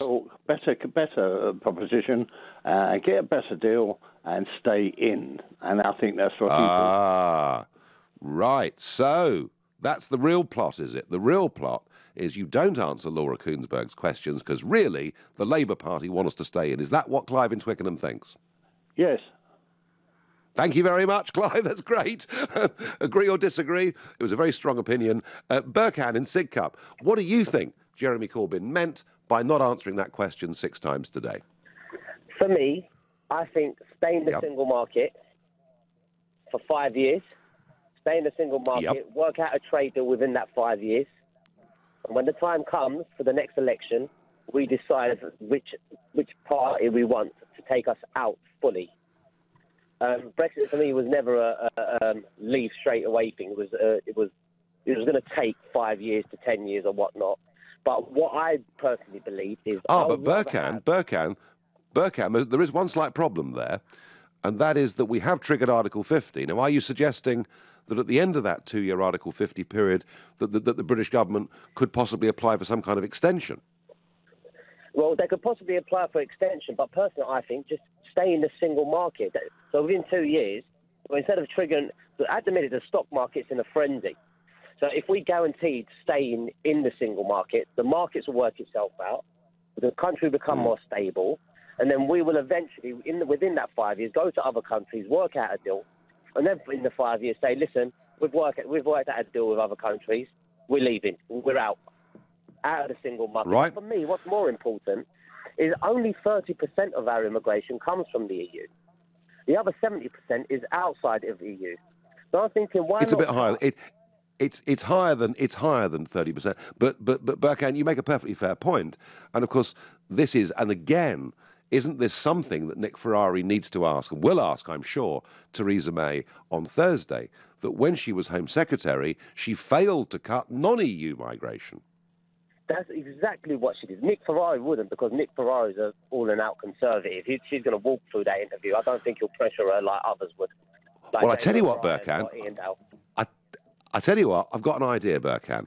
Given how strongly you feel about this, why don't you ring in when Theresa May is here on Thursday and try and get your call in? And I thank you for your contribution this evening. Sam in Beaconsfield, is it clear to you what the Labour Party want to do under Prime Minister Corbyn with Brexit? Hi, Nigel. Big fan. Big fan. Thanks for taking my call. I believe I was trying to pretend to be Jeremy Corbyn and see what he would have thought, what I would have thought if I was Jeremy Corbyn, and that was a trip and a half. And I came up with an idea that I think Jeremy Corbyn thinks he's playing a clever game by putting doubt in people's mind and not committing to either definite Brexit or remaining in the EU. So people in Labour heartlands and such, they will think, who do I vote for? Who do I vote for? And eventually think, oh, well, Labour is not kind of committing to one or the other. And they'll vote for one of the bigger parties because simply they don't like Conservatives. So I think he thinks he's playing a clever game. Well, I tell you what, that's all well and good being clever, but if people don't understand what the clear, simple message is, then I'd suggest it may be too clever, wouldn't you? Well, as I said, I'm a big fan of yours and leaving European Union, given that I work for them. Yeah. And I do believe you that work for them. Or, sorry, do you work for them, or did you work for them? No, I used to. I'm actually an Eastern European immigrant, and I used to work in 2004 for one of their organizations trying to recruit people and get people to vote for certain things and ideas. And I know how European Union works, and I don't think Jeremy Corbyn has a clue of what European Union is, how it works, and what it does. Well, he was against it, Sam. He was against it for 32 years as a backbench member of Parliament, standing side by side with Tony Benn and giving speeches in Trafalgar Square. And now I think we're all a bit confused. Sam, I thank you for your call. Andrew says on Facebook, yes, it's clear. It's remain in a single market and the customs union and address the movement of people once a trade deal is secured. Pretty simple and logical to me. Peter says, Labour would keep us in the EU. I'm a Labour supporter, but I'm voting Conservative for Brexit. What's the view from Northern Ireland? David in Belfast. Good evening. Now I know now the Labour Party won't be standing as such in Belfast, but the SDLP are quite closely allied, aren't they? Yes, they are. Yeah, they're quite allied. But just even though we don't really get much of a say in the voting over there, we can elect some MPs, but even they don't really hold much power. But I still have an opinion on it, and I think he's actually being quite clever, and I hope he's doing it for the right reasons and not for political reasons. I think he's maybe considering worst case scenario. So let's talk worst hard Brexit possible for the UK. The ramifications of that could have serious economic reverberations that could last for decades, which obviously a poorer economy means poorer people. Poorer people means increase in deaths, increase in strains in public services. So him not committing to the dogmatic position of Brexit at any cost, I think it's sensible. It's humanitarian. But it is possible, David, that Brexit at any cost, cutting completely free and being capable and able to make our own laws, sign our own trade deals with the rest of the world, could make us quite a lot richer too, couldn't it? Yes, I accept that, but there is still a possibility that we need to see the deal on the table before we leave. And if it is the worst possible deal, so worst case scenario hypotheticals here for the UK, I mean, are people still going to be dogmatically pro-Brexit whenever everybody's going to be poor and people are genuinely going to suffer for possibly decades? Investments suffer. Well, yeah, but this is a rerun of the referendum campaign argument, is it? I mean, this idea that somehow being a member of the European Union is wonderful for the British economy. There are many of us, David, that think that is a complete and utter myth. Yes, we may have tariff. I understand that, but surely you must at least consider worst case scenarios and the effects that it could have on people. So I think he's just taking his bets and waiting, given the chance for the deal to be set on the table and then making a decision. So he's hedging his bets, but then, given that this issue is dominating the general election, and it will dominate the vote in Northern Ireland too, because it'll be pretty clear what where the different parties stand and how they would intend to vote in Parliament, if they get a chance, etc. But surely, on an issue as dominant as this, the leader of the opposition party has to be clear. Well, he's gone. I hope he's being pragmatic. Well, he may be pragmatic, David. I don't know. What I do know is that I have been saying on this show now for some time that it seems to me that given this issue is dominating the general election, Labour need to have a very clear policy. And I thought the fact that he wouldn't answer Laura Kuenssberg 6 times today when she said, is it Brexit regardless of the deal? I thought that meant that there was some confusion. I think the telephone calls I've had tonight show me that the problem really is actually very big indeed. Because some of you say, oh, no. He's a Brexiteer all along, but in order to get the best deal as Prime Minister, he doesn't say that he would be prepared at the end of the day to walk away. No, trust Corbyn, he's still a Bennite. But more of you say, no.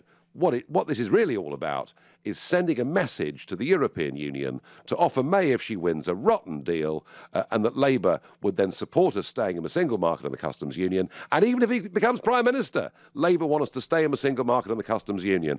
I've spent time with Emily Thornberry the last few days. She certainly doesn't want to leave the customs union. Coming up at 10, it's Ian Collins, but up next, it's Clive Bull. Nigel, thank you, and we're going to continue this conversation. It is very much Labour's day today. Jeremy Corbyn in the news, haven't you? Sacking the director of the FBI. Wow. But we're not discussing that tonight because we're talking about the UK general election, and today has been Education Day.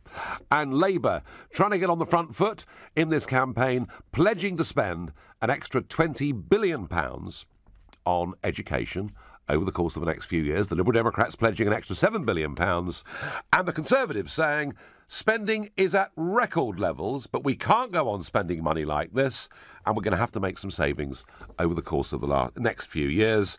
And UKIP saying, well, actually, it's all about numbers, and that's what's caused the crisis. And numbers, it seems to me, are actually at the heart of this political debate. The fact there are 500,000 children being taught in class sizes over 30 is being taken by people in politics to be a bad thing. And I wonder, is it impossible to teach kids well if a class size is 33 as opposed to 25? I don't know. I've got little experience myself of the education system other than having just about stumbled through it myself. So I'm very keen to know from you, let's say you're in charge of education. How would you spend the money? What would you do with the money? And if you're a parent and maybe your school really is suffering from a lack of money, well, let me know. Call me on 0345 60 60 973. Perhaps you're a teacher and think, money alone isn't the solution. There are other things we can do to improve the education system. Well, text me on 84850. And you may well think that actually we need a lot more money, because if the population's going to rise the way that it is, actually, we can't think about cutting spending. We can't even think about increasing it a small amount. Maybe we're going to need a lot of money over the course of the next few years. And if that's how you feel, tweet Farage on LBC, at LBC. You can watch the show live on Facebook. And I'm going to go to Tim in Leeds. Tim, is your school well-funded, underfunded? What problems does it have? It's colossally funded, Nigel. Is it? Absolutely colossally funded. And I say that as someone who works in an inner-city academy. I'm not a UKIP supporter. I'm not trying to flatter the ego here, but it's colossally funded, yeah. It has a high proportion of pupil premium children. Right.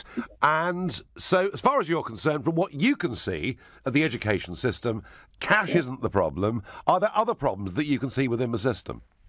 Well, it's more to do with the culture, I think, and people taking and families and children taking some form of responsibility of their own education. But can I give you an example, Nigel? Do. We've been told that there's no longer a budget in our department for paper and books. It's all gone, so we have to make do with what we've got. We're not allowed to order any more. But in the same breath, we've just had we have, as we speak, actually, a private company in delivering an intense course, they call it, to Year 11s in who are approaching their GCSEs in English and mathematics, and that has cost £6,000 per subject. But we found the money for that. Right. And yet these kids have had since Year 9, so effectively nearly 3 years, preparing them for their GCSEs. Tim, should the emphasis in the modern world be, and you mentioned it, books and paper, or should the emphasis be more for laptops and online learning and online teaching? I don't think it has to be one or the other, to be honest, Nigel. I think what you need, actually, is if you need books for a reason, so the kids have something to write on. And you need laptops and computers for different things, for research and for project-based work. But the waste in the system is catastrophic. We have, in a school nearby, there are 4 managers in the school, all of whom earn over £100,000. What, in one school? Yeah, four in one school and over £100,000. And none of them, listen to this, none of them teach. Goodness me. Are you absolutely sure of those facts, Tim? 100%, yeah.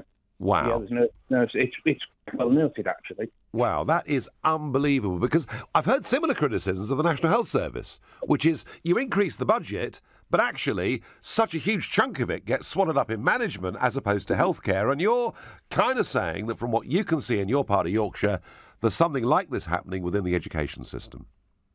Yeah, it's not necessarily a personal criticism of those managers. They do run the school, but you go into a school to teach. They should be teaching and not being paid that much. It's colossal amount of money. I guess you need a bit of both, Tim, but to think there are 4 teachers in a school earning that kind of money, I'm pretty amazed. Tim, thank you. So Tim says he doesn't see funding as being a problem at all, and I'm asking the question, all the politicians are saying we need to spend this money to reduce class sizes, and I'm asking the question, do class sizes of themselves constitute the problem? And I got a very interesting text in here from Julia in the West Midlands who says, in the 1950s and 60s, we had 40 to 45 in our classes. We had 1 teacher, no assistant. Yes, they did stand at the front of the class.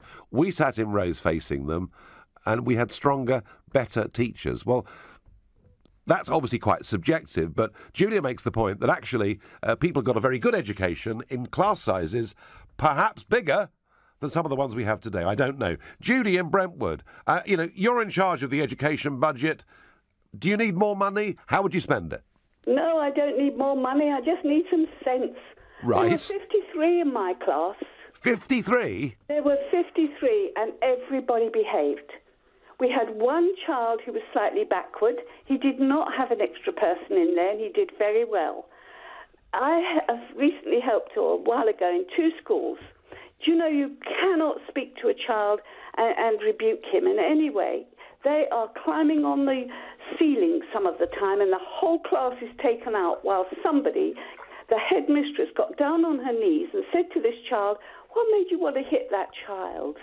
And the whole class has been marched out to the playground while we wait. I once said to a child, now, when I asked him to do something, I was rebuked roundly. You never say that to a child. No, but maybe, Judy, when you were at school, perhaps, I don't want to prejudge your age. It's always a risky thing to do. But perhaps they had things like corporal punishment at school and we didn't have any of that. You didn't have any of that, right? We didn't have any of that. I've never known a child. You might have to go and stand outside the headmistress's room, and that was a bad enough thing. But nobody had any of that problem. But you did what you were told because that's how it was. We did what we were told. So you think the culture is broken down in schools? Totally. That's what you're arguing. So it's not about money, it's about the culture within schools, is what Judy thinks. Judy, 53. Where was that, Judy? It was in Merton Park. Merton Park. In Wimbledon. 53 in a class. Wow. Any advance on 53? Judy, thank you for your call. I'm going to ask Jack in Guildford, is it all about money, or is there something more fundamental here that should be being debated during this general election campaign? There's something far more fundamental, and I'll give you an example. When I was 18 years old, I was psychometrically tested. Yeah. And one of the things they came out and said I ought to be a journalist. Well, I didn't get enough grades to go to journalism college, so hence I didn't go. But I think that personally, where children, some children go to university and what have you, fine, great, carry on. But everybody's got a natural ability, and I think we ought to be spending money that phone keeps on going, Jack, doesn't it? Spending money on children to be psychometrically tested to find out what their natural ability is that they may not even know they've got. Yeah, I mean, I agree with that. Get people doing things they're good at. It was interesting. I was at a big conference this morning up in Manchester, and we were talking about, and the room was full of employers, and we were talking about what does the education system need to do to help employers. And what came screaming back at me was that once people have left at 18 and gone to university, actually there are too few people doing, at degree level or at genuine apprentice level, science, technology, engineering or medicine. And Jack, your point that finding out what people have an aptitude for is actually perhaps one of the most important things people can leave school at 18 with. Jack, do you feel the education system works today or not? No. Simple as that. Simple as that. I think it's all the teachers are university graduates where basically you're taught to have a view but not to listen. So that when the children are pushed in a direction, and then what's the point if a child has got a natural aptitude towards metalwork but doesn't realise it? What's the point in teaching them how to cook boiled eggs? Well, no, fine. And maybe, Jack, what's the point of making kids stay on at school till they're 18 when actually by the age of 15 some of them are utterly disinterested in academic work, and they might be better getting some vocational experience from an earlier age? Or finding out what their natural ability is and pushing them in that direction, and they can discover it themselves. Yeah, Jack, I thank you for your point. I wonder, perhaps the national curriculum is a good thing in one way, in that it makes sure that everybody is learning roughly the same thing. I wonder whether, with this system of the national curriculum, we actually find out other aptitudes that perhaps people may have. Adam in Highbury, class sizes, do they really matter? Well, I think that they do, because if you have a large class size, you end up with, the more prominent students talk more often and will get more engaged with the class, those who are more confident, whereas children who perhaps don't have that confidence at that point but still have an interest in learning all of that don't engage. The teachers don't engage with them, and so they sort of get left behind in a way. Yeah, that may be true. So, Adam, again, you're another caller who is not saying that it's all about money, and yet our political leaders are slugging it out predominantly over money. But you don't believe that's at the root of this, do you? To a degree, not. I think it's similar to other areas of national spending, like the NHS, where there are issues where there isn't enough money being spent, but at the same time, they need to reorganise the way in which the system is provided to people. So, yes, I do think there is a problem with spending in general anyway, but that's a problem that we just don't have the money to provide.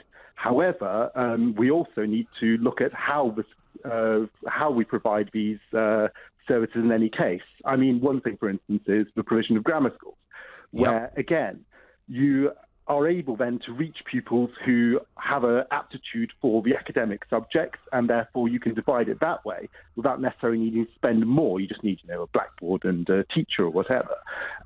If you get people taught in the correct way for the correct subjects that they have a natural aptitude towards, you can then divide those class sizes down into actually targeting people towards what they're and the right subjects, finding out what people really like and what they're good at, as Jack said before. Adam, I thank you, and I've no doubt we'll get some calls on grammar schools, because that is a divide in this campaign, that Theresa May does want to bring back a larger number of grammar schools. That pleases me, but please tell me I'm wrong. Tell me the Prime Minister's wrong. Tell me I'm wrong about class sizes. Tell me actually we need to have smaller class sizes or we can't teach kids properly. Right now, you're listening to the Nigel Farage Show, exclusively on LBC. It's 7:15. Education, it's all the rage, and we're being told by political leaders that it's all about money. So far, not a single caller has said the problem is a lack of funding. But there is great pressure on the education system. And, I've sort of asked the question, does a class size of 33 mean kids get taught far worse than a class size of 25? Numbers per class have gone up, but equally the number of classes has gone up. And what has put pressure on the education system is just the simple arithmetic. There are 470,000 more pupils in the school system than there were in 2009. That's pretty remarkable, isn't it?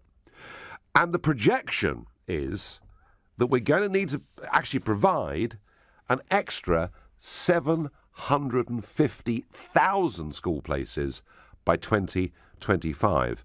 And I remember in the last election making the point that how on earth could you plan for what future school provision and school building you would need when you had no idea how many people were coming into the country. And I was screamed at and shouted at and told, no, no, no. This debate has nothing to do with immigration at all. Well, the official 2015 figures, which is the last year we've got, show that minority ethnic pupils made up 71% of the increase in that year. Now, I'm not arguing this is a good thing or a bad thing, but I am arguing that actually the sheer number of people coming into this country every year, the age of people coming into this country every year, means that we have got more and more births per annum, and by the time we get to 5 years old, there is massive pressure now, particularly on our primary school system. So they're the facts, and actually you can, and I've tried to be as apolitical as I can about that. But I do think our politicians, our leaders, have been guilty of turning a complete blind eye to the link between opening up our borders and what we need to provide in terms of public services. And if you think I'm completely wrong about that, then do tell me, please. I'm going to go to Guy in Stoke-on-Trent. Is it about money? Is it about class sizes? Tell me, Guy, what's your view? Well, I was going to ask you, Nigel, what typically would we find class sizes in a public school? Because I had no idea. I wonder if you knew. Well, I do know, Guy, and you know that I know. When I was in the junior bit of the school, our class sizes were about 28 to 30. About 28 to 30, and then as we got older, and as we broke down into individual subjects, depending whether they were popular or not, by A-level, not mind you, I did spend a bit of time at the Oval watching cricket, Guy, to be honest with you, but by the time A-level came along, we would have been in sets then of about 18 to 20, I would say. And that was at a public school? It was, yeah. But you're advocating that school sizes aren't relevant to the quality of education. What I'm arguing, Guy, is that we have a huge extra number of people we have to teach every single year. So we have to build new schools. We have to have more classes. The question I was asking was, if a class size is 33, does that mean the children in that class get taught very much worse than if it's 25? Well, I'm proposing that the answer to that question is in the private school, which is called the public school, in that they must have a low student to teacher ratio because it encourages good results. If it didn't, surely as a business they would double the amount of students per teacher, and they would either make more money or they could charge less school fees. Guy, I completely understand that if you're particularly, I would suspect later on in the education system, that clearly the ratio of teachers to students does make a huge difference. Whether, and please tell me I'm wrong, whether at the age of 7 or 8, a class size of 25 to 33 makes a huge difference, I don't know, is the answer. Well, Nigel, look, I aren't an academic and I aren't particularly well educated, but I believe that the best schools are in Scandinavia. So it isn't difficult to go and see how they achieve such excellent results for their children at schools. I'd have thought that was the solution. Go and investigate a series of countries who do it well. And the other point, Guy, that you've raised in this call that I think is worth making is that the 7% of people in this country whose parents are well off enough to send them to private schools now, I think, have a bigger advantage over those going to state schools than they've ever had, certainly in modern times. And there is perhaps, Guy, something fundamentally wrong with that. Well, yeah, I'd agree with you there, absolutely. And as a child coming from a poorer family, the introduction of tuition fees at university has made it even more difficult to get educated. As I'm sure when you went to uni, you didn't have tuition fees. Well, I didn't go, Guy. I wasn't good enough. But you're right. But also, Guy, out of my age bracket, about 12% of my age bracket went to university. Now it's about 45%, I think. So we're sending a lot of people to university who, in my view, probably are not benefiting from coming out with a degree that doesn't help them in the workplace, that gives them a load of debt, whilst at the same time there may be people from poorer families scared of racking up that amount of debt who perhaps ought to be going. So I do think, Guy, there is reform that we need within the education system. I personally think grammar schools do offer bright kids from poorer backgrounds a real chance to get on, and I know that's highly contentious, and I guess we'll get some calls in a minute telling me that I'm wrong. But Guy, I take the view that this is not just about money. That's my opinion. What do you think to that? I think money is one of the prime issues in it. It's part of it, yeah. I think it's an important issue. Yeah. No, Guy, no one's going to deny that it's important, but I'm not sure that it's the be-all and end-all. But listen, Guy, I thank you for the conversation. I thank you for your call. A radical idea comes in on Twitter. How about parents actually pay towards the cost of education? Why should it be free? Parents need to put their hands in their pockets. I think that one is going to probably go down like a lead balloon.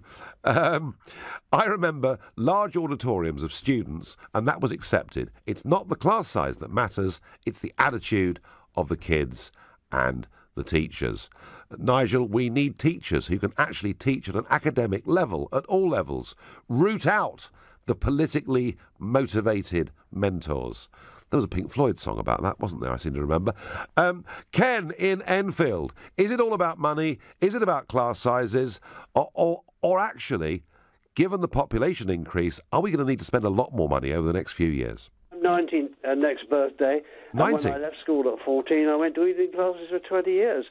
And all the guys that were in engineering all around me were all quite ordinary people, and not a penny piece was spent very much on their education. They just had a burning desire to learn and a burning desire to work, not just to hang about in classrooms wasting their time. So, Ken, when you left at 14, what were your literacy and numeracy skills like? Well, what can you say? Up to the age, it was wartime when I was 11, so the educational system collapsed and I was evacuated to Cookham. Yeah. The teachers came down with us. And then when I went to work, I sort of, nobody took any notice of me, and I wasn't particularly sort of bothered about anything in particular, except that I wanted to become an electrical engineer. So I went to evening classes and had day releases in those days. But, of course, the whole structure in engineering then was on self-made people, like there is in motorsports today. In motorsports today, the British are supreme because very many of them are not particularly qualified, but they can stick their cars together with chewing gum, as it were. Ken, should we be encouraging more young people to take up vocational training earlier? Yes, I think you should leave them alone. I think you should leave them. I was completely left alone. And my education was self-educated insofar as the fact I was interested in the Renaissance and all that sort of thing. So, and I listened to Radio 3 at the time, and I had an education which came at me in drips. Yep. OK, very good, Ken. Interesting. Ken left school at 14 and doesn't seem to have done too badly. Gordon says on Facebook, there were 35 kids in my class and I turned out all right. Never did me any harm. Jackie says in the 60s there were always 30-plus kids in the classes. We were taught well. Trouble is now there's no discipline. Alice says, my school had funding. I left with no GCSEs, but I do have an honours degree. I think that makes you a late developer. Linda says, I had teachers that put the fear of God up us. Well, do we want actually to terrify our younger generation? I don't know. It's the battle for number 10 this week, and tomorrow Nick Ferrari is going to be putting your questions live to the Prime Minister Theresa May at 7 o'clock. In this slot. It's going to be fascinating. It's her first live of the campaign. And at 7:30, I will come back into this chair and for an hour and a half get your immediate reaction to what the Prime Minister said to Nick Ferrari. Nick, who I think is becoming the most feared interviewer in the British media, because whenever he asks questions, they all seem to stumble and have a terrible problem. You're listening to the Nigel Farage Show, exclusively on LBC. It's 7:30 and... Well, the great expenses row of 2015 has really come fully to a head today.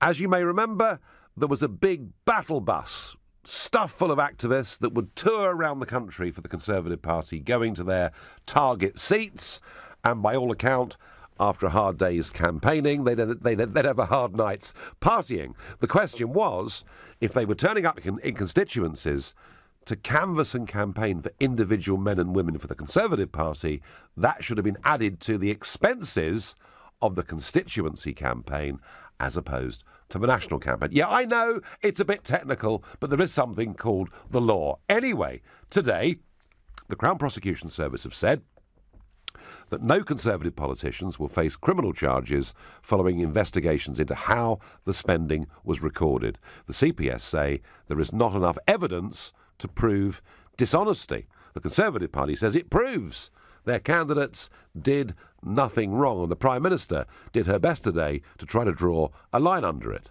What the CPS has decided, they're an independent body, they have decided that no charges will be brought against any candidate in relation to this matter.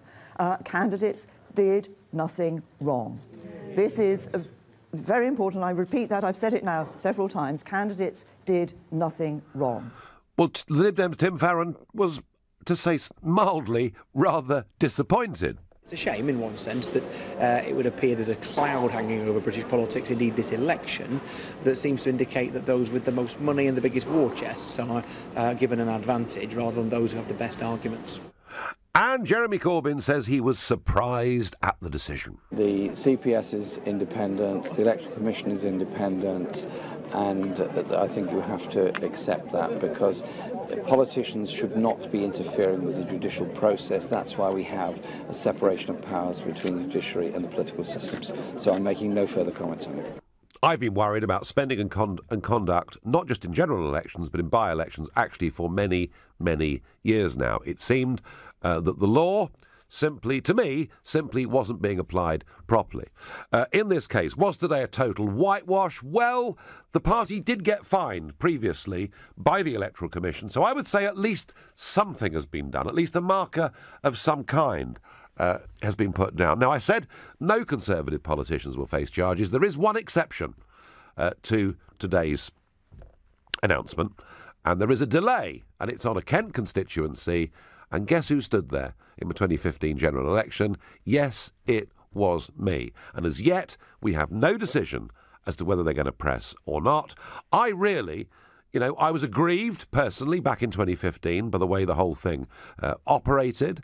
And I suppose I still feel that to this day. So whether in that one remaining case some serious action is taken or not, I best, for the moment, not say anymore. But believe me, when the CPS give their final judgment, I might have quite a lot to say. That aside, it's been Education Day, and it seems to be a big battle between the party leaders about how much money is needed. So far, I've not had a single caller or text or tweet or Facebook message telling me that the school their kids are at is in a disastrous plight because they haven't got enough money. So if you're out there and if underfunding really is the problem, do let me know. And I'm not pretending it doesn't matter. Of course it matters. I mean, we spend £40 billion every year on education. It's a lot of money. Mind you, peanuts to the European Union, isn't it? Because they want £85 billion for us to leave. Well, I'd rather spend 2 years in education, wouldn't you? I wonder, Steve in Carlshilton, you're in charge of education. Is money your first priority? What else would you do? I think quality is better than quantity. So the price of education, as long as it's used correctly, is the main point we should be looking at, really. Right. So I mean, my son's in a school of a class of 70 with three teachers. So it works completely different to any other high school that you've been. How does that work, Steve? So are all 70 in the room together at the same time? All together at the same time. That's what they call a school. Yeah. There's 3 schools, all with around about 70 in, with 3 teachers each. Right. And that teacher doesn't just teach one subject; it teaches everything, barring maths, science, English, and music. Okay. And does it work, Steve? In my opinion, he's only in year 7, but I don't think it is going to work. You don't think it is? I don't think it's going to work because no teacher can answer all the questions about all the subjects in depth enough for the children to learn. Well, that sounds, Stephen, by the way, your phone line is rotten, but that sounds, I have to say, I've not heard of a case of the concept of 70 of them together and 3 teachers. Sounds very different, very strange. To me, June in Liverpool. June, I believe you're a teacher. Yes, that's right, Nigel. Good evening. So tell me, what are the problems in your school? Okay, you've said about nobody's phoned in to talk about funding being an issue. Well, I'm going to buck that trend because funding is absolutely a horrendous issue across a lot of schools in the northwest. Yep. I think it's absolutely inconceivable that nobody is, as people are dismissing the fact that funding is completely detrimental to class sizes. Because at the end of the day, if funding is cut from schools, like it is being in my school, and I'll tell you about my school in a minute, then we simply cannot afford to employ enough teachers. Hence, class sizes go up. So we have class sizes going from maybe a nice size of sort of like 20 or 25 students, which is manageable for a teacher. And we're looking at 30, 35, 40. And with the best will in the world, even a bionic teacher is going to be unable to ensure that every single student in their class has made progress, every single student understands the concept you're trying to deliver. And it's only going to get worse. In our school, we've already had to lay off support staff, which are vital for those special educational needs students or students with additional needs. Yep. So they're being disadvantaged already. The Tories proposed new funding scheme for schools. I think it's called the Fair Funding Policy. I can't quite remember about it. I'm so angry right now. Basically, by 2019, our school will have lost nearly £700,000 from its budget. Yeah. That's equivalent to 15 members of staff, 15 teachers. But June. I mean, I understand the upset that is coming through on this phone call, and I get it. And clearly, if a class goes from 25 to 40, that does make a difference. And I understand that, and I completely am with you on that. But I had a phone call at the top of the hour from a gentleman from the north of England who said or claimed that in the school that his children go to, it's obviously a big school, there were 4 administrators who didn't teach, who were all earning over £100,000 a year. I mean, is that where the money's going? Obviously, I don't know where this school is. I can't speak for it. Sure. And I'm not sure what he means by administrators. He talks about deputy heads. He talks about assistant head teachers. But apart from the head teacher in our school, there is no member of staff that calls himself a teacher that does not teach, and there are no administrators on that sort of money in my school. So right. Our school is not an academy. It's a true comprehensive school in the northwest. So if the money is going there, absolutely, that's disgustingly immoral. But the members of staff who are paid for higher wages in our school, sort of going along the pay progression, they are the members of staff who are ultimately accountable for results and manage the curriculum, manage pastoral issues. So they have big weights on their shoulders, but they also teach us a teaching timetable at the same time. Yeah. So it's almost doing the jobs of 3 people at once. So June, your school numbers are going up every year, yeah? Yep, in line. We've got 260 per year group. We're having to increase because of the population in the area. We're having to increase about 300 with no extra funding for teachers. Yeah, that sounds very, very typical. So June, let's just say that in a few weeks' time you were appointed the Education Secretary. What would your 3 key priorities for educational spending be? That will be quite a promotion. I'm only 26.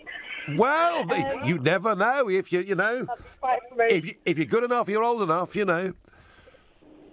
Well, first of all, I've completely scrapped this grammar schools idea. I think it's absolutely ridiculous. Okay. Personally, if you want to improve the education in this country, why are we not funding schools that are already, outstanding but are really struggling? Or why are we not looking to fund schools that really need a little bit of help? Why are we putting money into these elitist educational establishments? I don't understand it at all. I can't think. All right, well, June, I tell you what, you've made one point and made it very strongly and made it very well, and I can tell that you're a very passionate 26-year-old teacher who cares hugely about what she does, and your phone call has been very valuable, and thank you. Well, that was the first teacher that we've had on, and interesting, isn't it? She says that every year they've been letting in 260 pupils. That is now going up to 300. So we are a little bit back, aren't we, to this question? Actually, if the school population is increasing at that kind of percentage, you actually, yes, you can be more efficient, but it's quite tough to get away from the fact that the budget is going to have to rise pretty steeply if these trends continue. But I mean, please, any of you out there, teachers, governors of schools, whoever you are, if it is a funding problem, do tell me. John in Preston, good evening. Hello, Nigel. Good. What is your experience of education, John? Well, I've probably been teaching for about 6 or 7 years now, Yep. and I've taught a school of about 1,400 students going up, and now I'm at another school where we've only got about 200 students.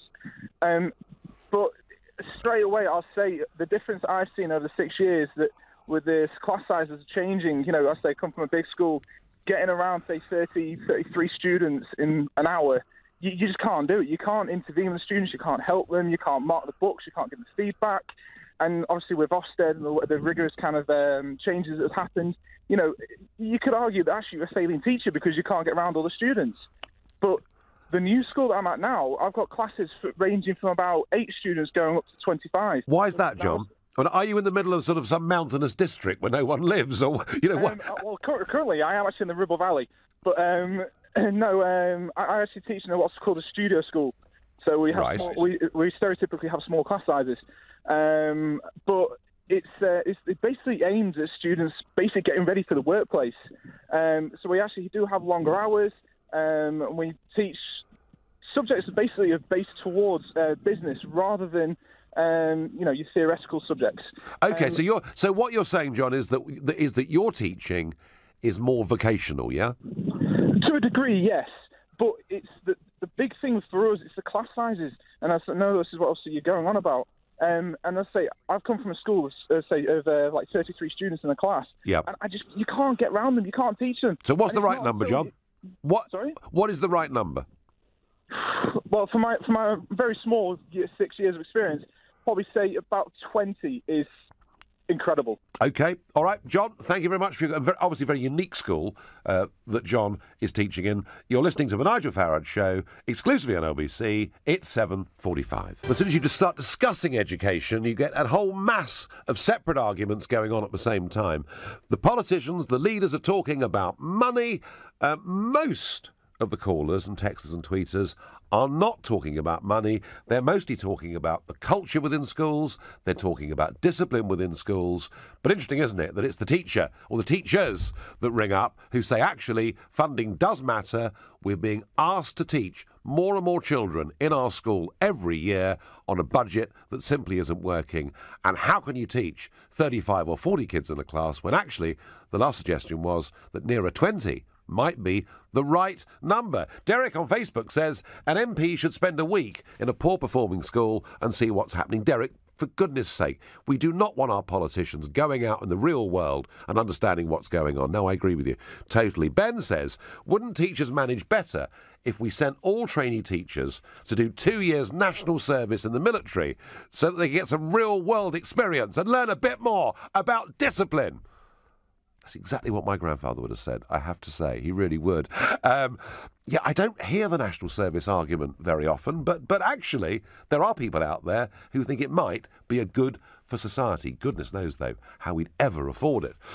I get on Twitter, the problem with education is faith schools promoting segregation from an early age and dividing UK society, says Guy. Yes, Guy, I understand that, but there are some new rules now, aren't there, that actually faith schools have to have, I think it's 15% of other faiths within that school, so that the youngsters growing up do get an understanding there are other points of view and other religion out there. The new generation, Nigel, were born with a laptop or an iPad in their Pampers. So times are very difficult now. Discipline is an issue, says Christian. I'm going to ask Sidan in Welling. Class sizes, Sidan, how important are they? Good evening. I think I've gone to a state school, private school, and a grammar school. And Right. That's a hat trick. That's a hat trick. How have you managed that, Sinan? So when my parents were immigrants, so the first school I went to was a state school, and then I went to a private school for a year, and then I got into grammar school. Okay. And I've been in a grammar school since. Okay. I'm in the IB now.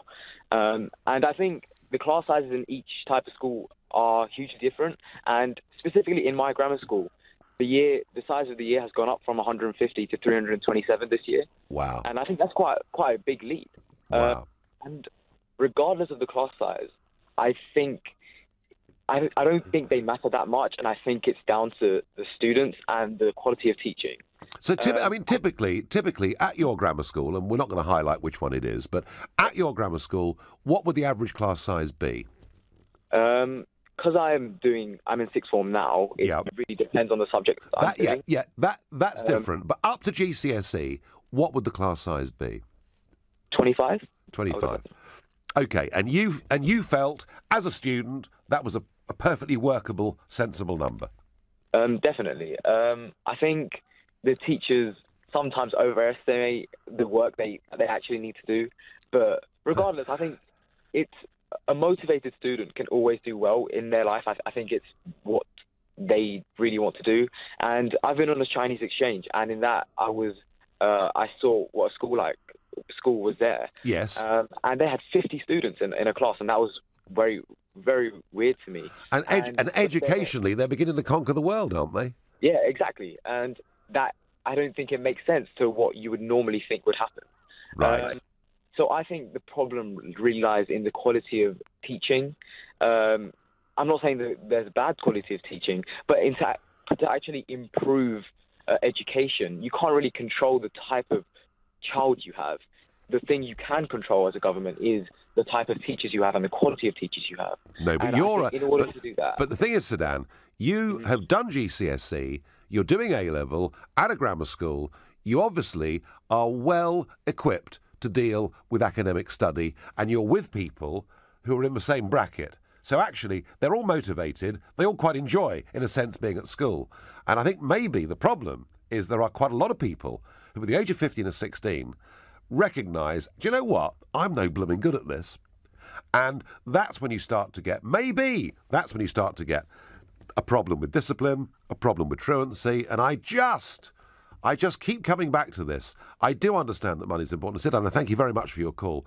I do understand that money is clearly an issue, but I do just wonder whether there aren't quite a lot of people who actually, we're spending money on teaching academic subjects up to the age of 18 who might be much better off and much happier learning something else. Please tell me I'm an old dinosaur. Tell me I'm wrong, but that is what I think. And when I meet employers, like I did in the north of England today, who tell me they're struggling to get people who have done science, technology, engineering or medicine, I begin to think perhaps that point of view is sensible. I'm going to Cromer in Norfolk. Mark, you're on LBC. Hello, good evening, Nigel. Good evening. 2 quick points, if I may. First of all, on electoral expenses, which you raised earlier. Yes. Surely it shouldn't matter. There was no intention to deceive or be dishonest. What does matter, surely, is that in some constituencies the result was unfairly influenced. And I don't understand why the Election or Electoral Commission, whatever it's called, didn't order those elections to be rerun. Do you have a view on that? Mark, I'm sorry to say that since the Electoral Commission came into being, they haven't succeeded at very much. They've overseen the explosion of postal voting fraud and many other things. They've literally hounded UKIP almost to try to close it down a few years ago. And I'm not sure the Electoral Commission are really doing their job, Mark, if you want my honest answer. Your honest answer is always welcome. The second point... Yes, education, Mark, please. Yes, education. I don't think you need to spend any money at all. Just keep the current spending going. What you should do, and what has to be done, surely, is to empower principals to sack bad teachers. Because we all remember from school those who could teach and those who simply could not. I say just get rid of the bad ones, make it easier to get rid of the bad ones, and you'll see so many much better results in school. Who would you give that power to, Mark? Purely to the headmasters and headmistresses? Well, I think obviously it can't be only one person, because you might have personal differences which might be exploited. But it must surely be a principal and 2 senior teachers, maybe outside observers. Do you have? Do you have specific experience of there being bad teachers in schools holding kids back? Well, I've seen it from both sides of the board. So, I went to a grammar school. Yes. And I can remember one bad teacher. Obviously, I won't go into any details. He just couldn't teach. He had a tiny, tiny class size, and all of his kids failed their A-levels in that particular subject. Right. Well, he's long since gone. But from the other point of view, I taught English in Japan, where had regular classes of 47. That was the norm in this particular school. Yeah. Discipline wasn't an issue, but the teachers were good. I mean, they got results.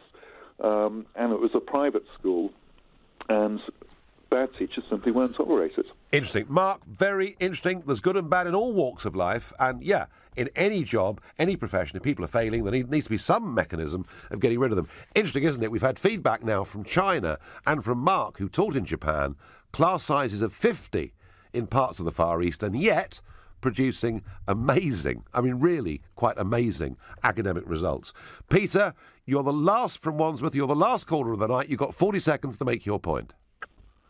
So hi, Nigel. Hi. First-time caller. Welcome. So my main point that I like to make is, obviously, I'm 24 years old, so I've not long left the actual educational system itself. Sure. So I actually left educational system and went straight into a vocational course, which was plumbing. Now, the reason why I did is because I didn't believe in the actual curriculum itself. Yep.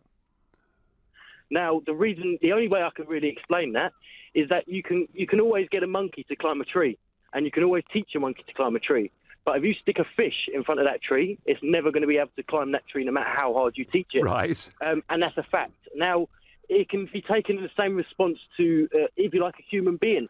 A human being, each individually, can do their own things, and every human being is different to what they can do. So is the national curriculum a bit of a straitjacket, Peter, on youngsters?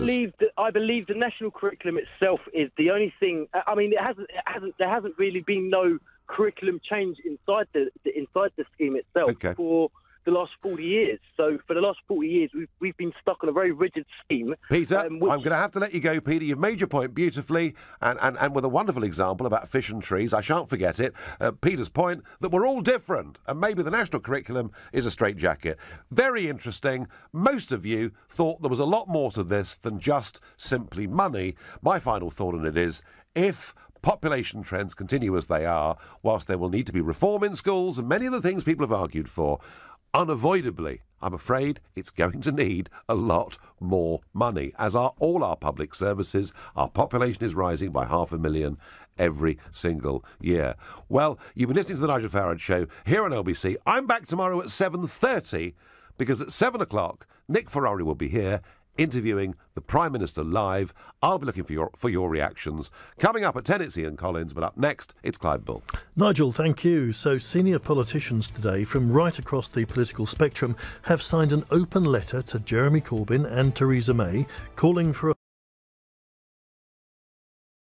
just had the Prime Minister, for the first time in this general election campaign, has interacted with the British public. How about that? And they rang in, they asked her questions, and the people that rang in were not pushovers, because they asked her tough questions. What did I think of the interview overall? I think when it comes to all the personal questions, she's a very self-assured, confident person. She knows who she is. When it came to answering the questions, she puts herself there to say, look, I am going to be a strong leader. I am deeply experienced in politics. And I think all of that is certainly true. When it comes to answering tough questions, when Nick Ferrari pushed her again and again, are you going to raise taxes? And she answers, we've no plans to raise taxes. You know that means at some point she can raise taxes and say, look, I never, ever lied to the British public. And I felt the same about immigration. You know, when he said to her, well, look, you were Home Secretary for all those years, and immigration got nowhere near tens of thousands. What's going to happen now? She says, no, we must reduce immigration because it's having a negative effect upon the country. So I got the impression that if she wins the election, not very much will change. But that's not a reason to say that she won't win the election, because it's all about her versus the competition. So I want to listen again to her about whether she's going to put up taxes, and tell me what you think. See if you agree with me that she's left the door open to put taxes up. Have a listen. We are a party that believes in actually trying to ensure that we have low taxes, rather than the instinct of the Labour Party, which is to put taxes up. It doesn't quite answer the question. Will you be putting taxes up? Well, what I'm saying is we have no plans to increase the level of tax. For the full term? No plans to increase the level of tax. Was it President Bush Sr.? Read my lips, no new taxes. Well, he, despite having said that, did. I think it's pretty clear that taxes, certainly for people, certainly for the higher earners, taxes under Theresa May, I'm pretty confident, will be going up. And what you got there was a classic career politician answer. What she does not want to be called is a liar. Too many of our previous leaders have been accused of lying, and it's a horrible word, actually. But if it sticks to you as a politician, it's seriously bad news. Now, Brexit, clearly this election is about Brexit. And let's just hear what the Prime Minister defined as being a good Brexit deal. A good, deep and special partnership with the European Union. We have a good trading relationship with the European Union. We're still cooperating with them on security. Outside of the single market. Well, with access to the single market, not a member of the single market. Because if you're a member, you have to have, abide by the European Court of Justice and free movement. Effectively, you're still a member of the European Union. Well, I agree with her about that, that actually, if we did stay part of the single market, really not much point in leaving anyway. So she was very good and very clear on that. That is what she wants. As to whether that's where she's going to get to is a separate question, but at least the objective was clear. Now, there was also a lot in this interview about her life away from politics, and she was asked by Nick, and I guess it was a fairly tough question in a way, that how did she feel about not being able to have children? It's been very sad. It just turned out not to be possible for us. Of course, we're not the only couple who finds themselves in that situation. And when you do, I suppose you just get on with life. Well, there we are. But it was a pretty tough question, but I think she answered it pretty well. So on the personal stuff, I think she gets full marks for being honest and open. It's on the political stuff where I think we saw a bit more of the careerist. Now, she was also, then this was funny, and don't forget, in the last general election, I was conducting these sort of interviews as the leader of UKIP, and I was asked a whole host of questions, a whole host of personal questions, many of which I did my best not to answer, but Nick Ferrari even asked her about cookery. Try this. I might do something like a slow roast shoulder of lamb. Oh, right, slow roast. And what's the key to making that really work? Well, it's making a really slow roast, so it really falls off the bone. Absolutely gorgeous. So we'll analyse all of that. Had I been asked that question, I'd have said, well, actually, what I'd say is, why don't we pop down the pub, and they've got salt and vinegar, and they've got ready salted and peanuts. No, I wouldn't really. But there we are. So please respond.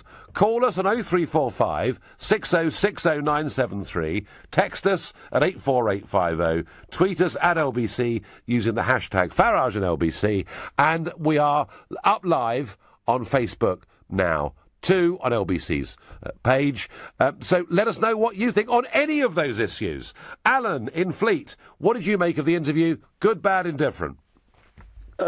Well, personality, she's a nice person. I'm not interested. I want to know about policy and the impact it's going to have on our country, on our public services. The one thing she talked about, personality, was the sense of public service from her father. Yep. Then I'm stunned she's leading a party which is destroying public service. Public servants have not had pay rises for 10 years nearly. There have been pay freezes. They're thousands of pounds behind inflation. They're leaving in droves and they're being forced out, and the Tories do not care about that. That is going to destroy public service. The nurse spoke about, and the doctor spoke about, loss, understaffing, losing staff, people leaving. She glossed over, we're putting more money in. The NHS have told us what we need. It's nonsense. And They're destroying and that the Alan NHS extended. on their side. That extended, didn't it, beyond the NHS, but it actually went into the armed forces too. Indeed. I don't trust the Tories on any form of public service provision at all. Jeremy Hunt has shown total disregard and contempt for doctors, imposing, and she's let him get away with it. She's put him up to it, probably. She's not moving him because they want to do that job. She's letting him get on with it, so she is to blame as far as I'm concerned. I'm not interested in the personality. I want to know about policy and what it's going to do.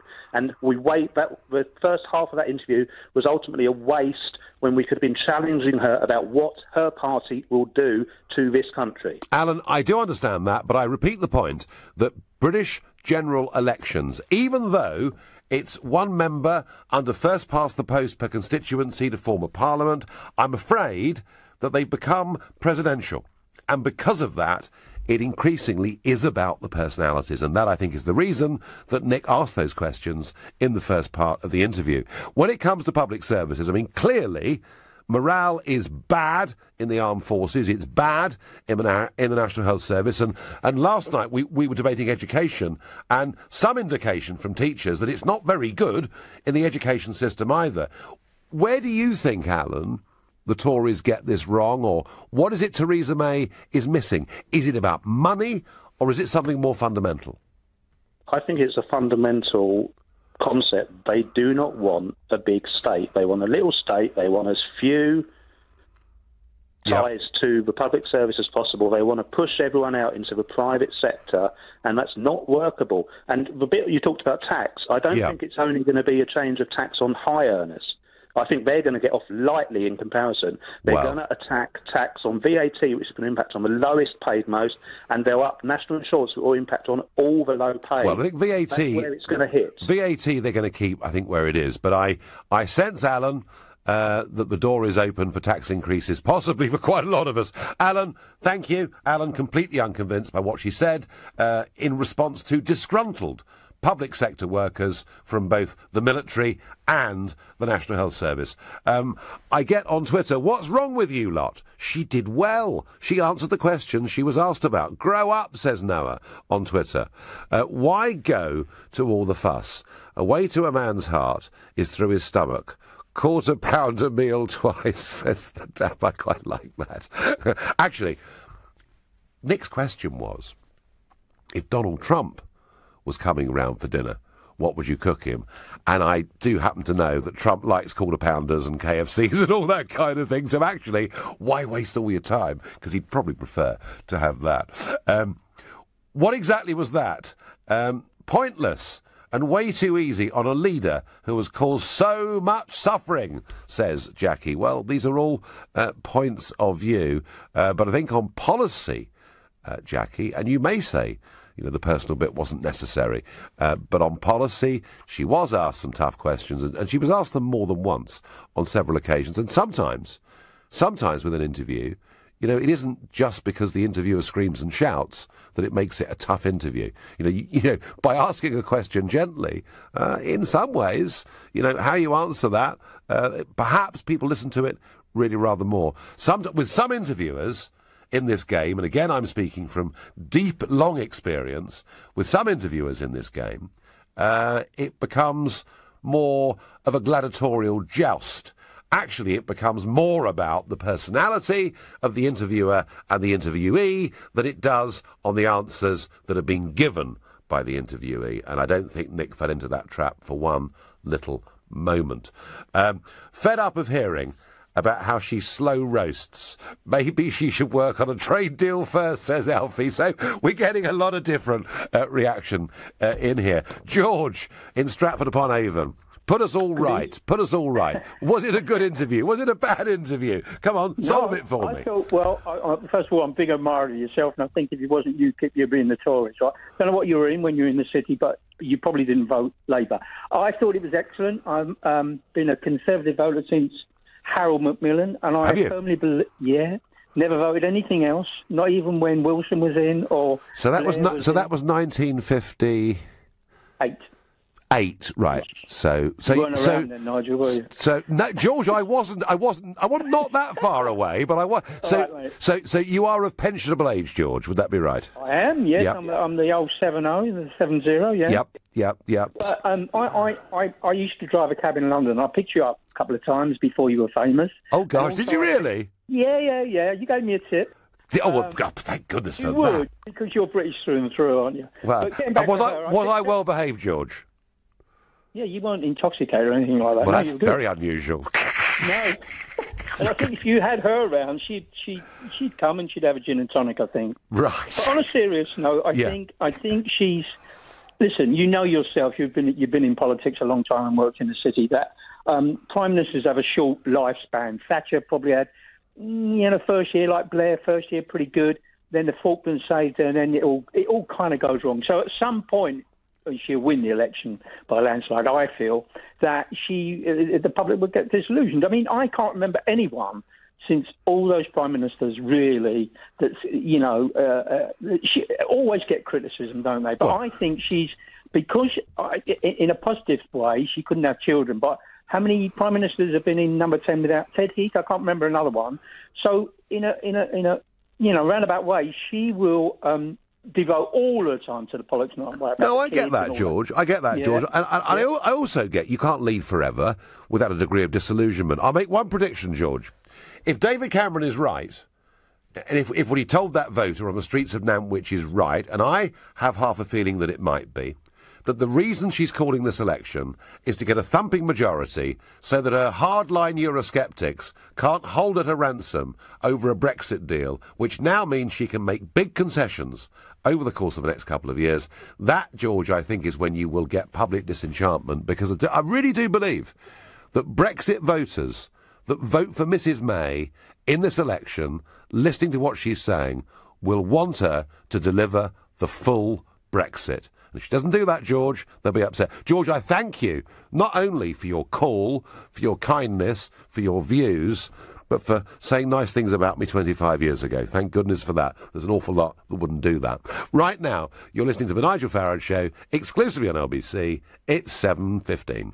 We're taking your reaction to Prime Minister May's interview as part of the Leaders' Live debate exclusively here on LBC with Nick Ferrari. And we will hear from all the party leaders over the course of the coming weeks. Clive Bull and the Property Hour will be back here from 9, but until then, you've got me. And I want to hear your reactions to the interview, how you feel about the PM, how you feel about the Tory campaign so far, plus maybe the fun bit.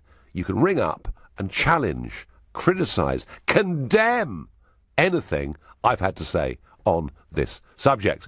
I'm going next to Tina in Solihull. Tina, good evening. What did you think of Mrs May tonight in the interview? Good evening, Mr Farage. I felt that the whole interview was synthetic, I believe is the word. Right. There are thousands of people out here, by the way, may I say, that actually voted Brexit, but were not born in this country. And a lot of people use the word Brexit or the title Brexit as a way of expressing their own racism. Well, there are people of colour. There are Asian people, there are African Caribbean people. There are lots of people that were not born in this country. I know that, Tina. I know that. I'm saying is, right, okay. And I know you know, Nick, Nigel, I know you know because you've spoken on behalf of African Caribbean people and Asian people that came into this country in the 50s and helped to build it to what it is. But even our backs are being walked on. Even we, some of us, have had enough. And when we speak about that, when we are getting the blame today, 2017...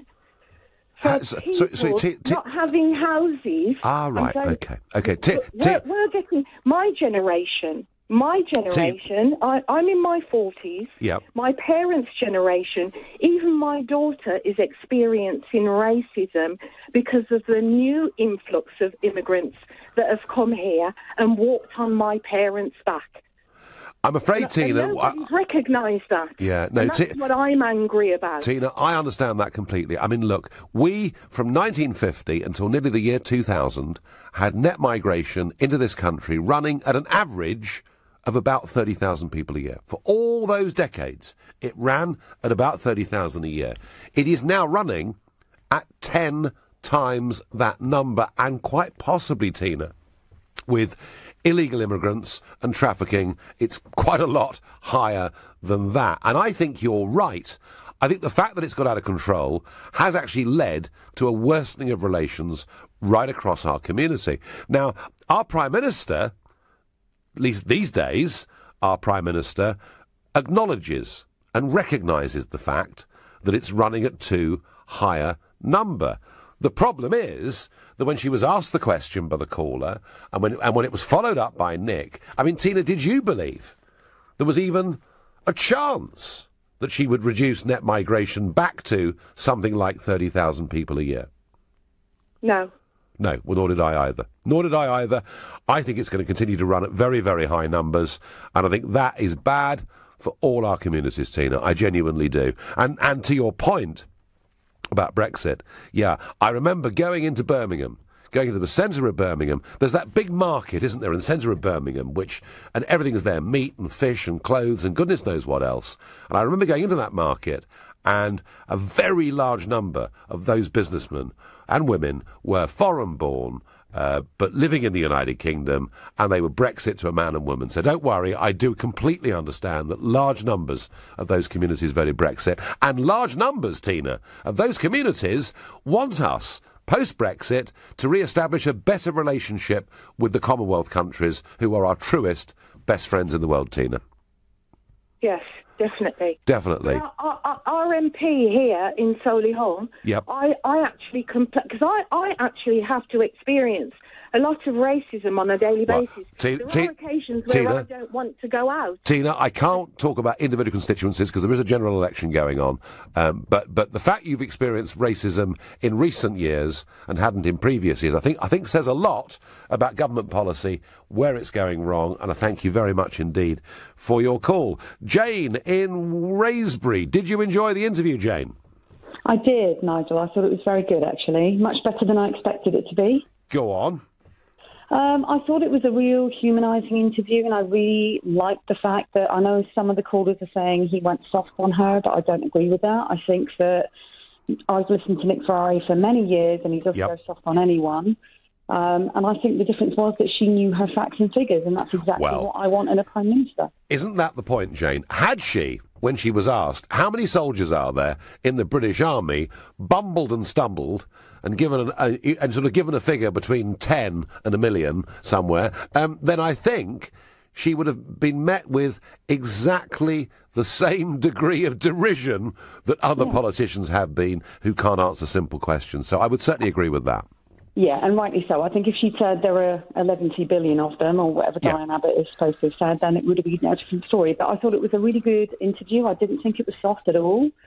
I think maybe there were some things that we didn't get a chance to cover because it was only a half an hour, but I thought generally she gave a very good account of herself, and I'm very much looking forward to see how Corbyn does. I don't think he's going to do so well. Well, and I think also to all those people listening, watching right now, who say, look, Nick was too soft going on this personal stuff, I think actually you'll have to judge Nick at the end of all these interviews. Because it's up. He needs to be even-handed, doesn't he, with each of these interviews, and I'm sure he will be. And an earlier caller, Jane, said to me, well, they thought it all looked a bit staged, a bit. Well, believe me, I went and spoke to Nick before he came down to the studio, and there's no way this was staged. He was getting ready. And not knowing exactly what was going to happen next. So there's no question of that. Jane, do you normally vote Conservative? I do, normally. I was a little unsure this time around, to be honest, because of the whole Brexit thing, and I am a Brexiteer, so I have a different view on this than some of your listeners might do, but I guess I've kind of looked at some of the Lib Dem stuff and tried to balance that, but for me, I think Theresa May is the right leader for me. Lovely. Jane, I thank you, and I'm going to ask Connor in Nunhead. Connor, good interview, bad interview? Has she got your vote? I think she did very well, but I think anyone could have told you that she was good at presenting herself before the interview. I think, like you said a minute ago, we should compare her interviews to Corbyn's and the next ones that we're having over the next 4 weeks. Yes.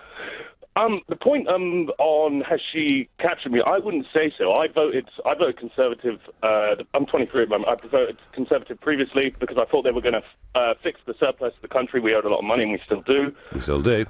And what she's done, I don't. How to say it?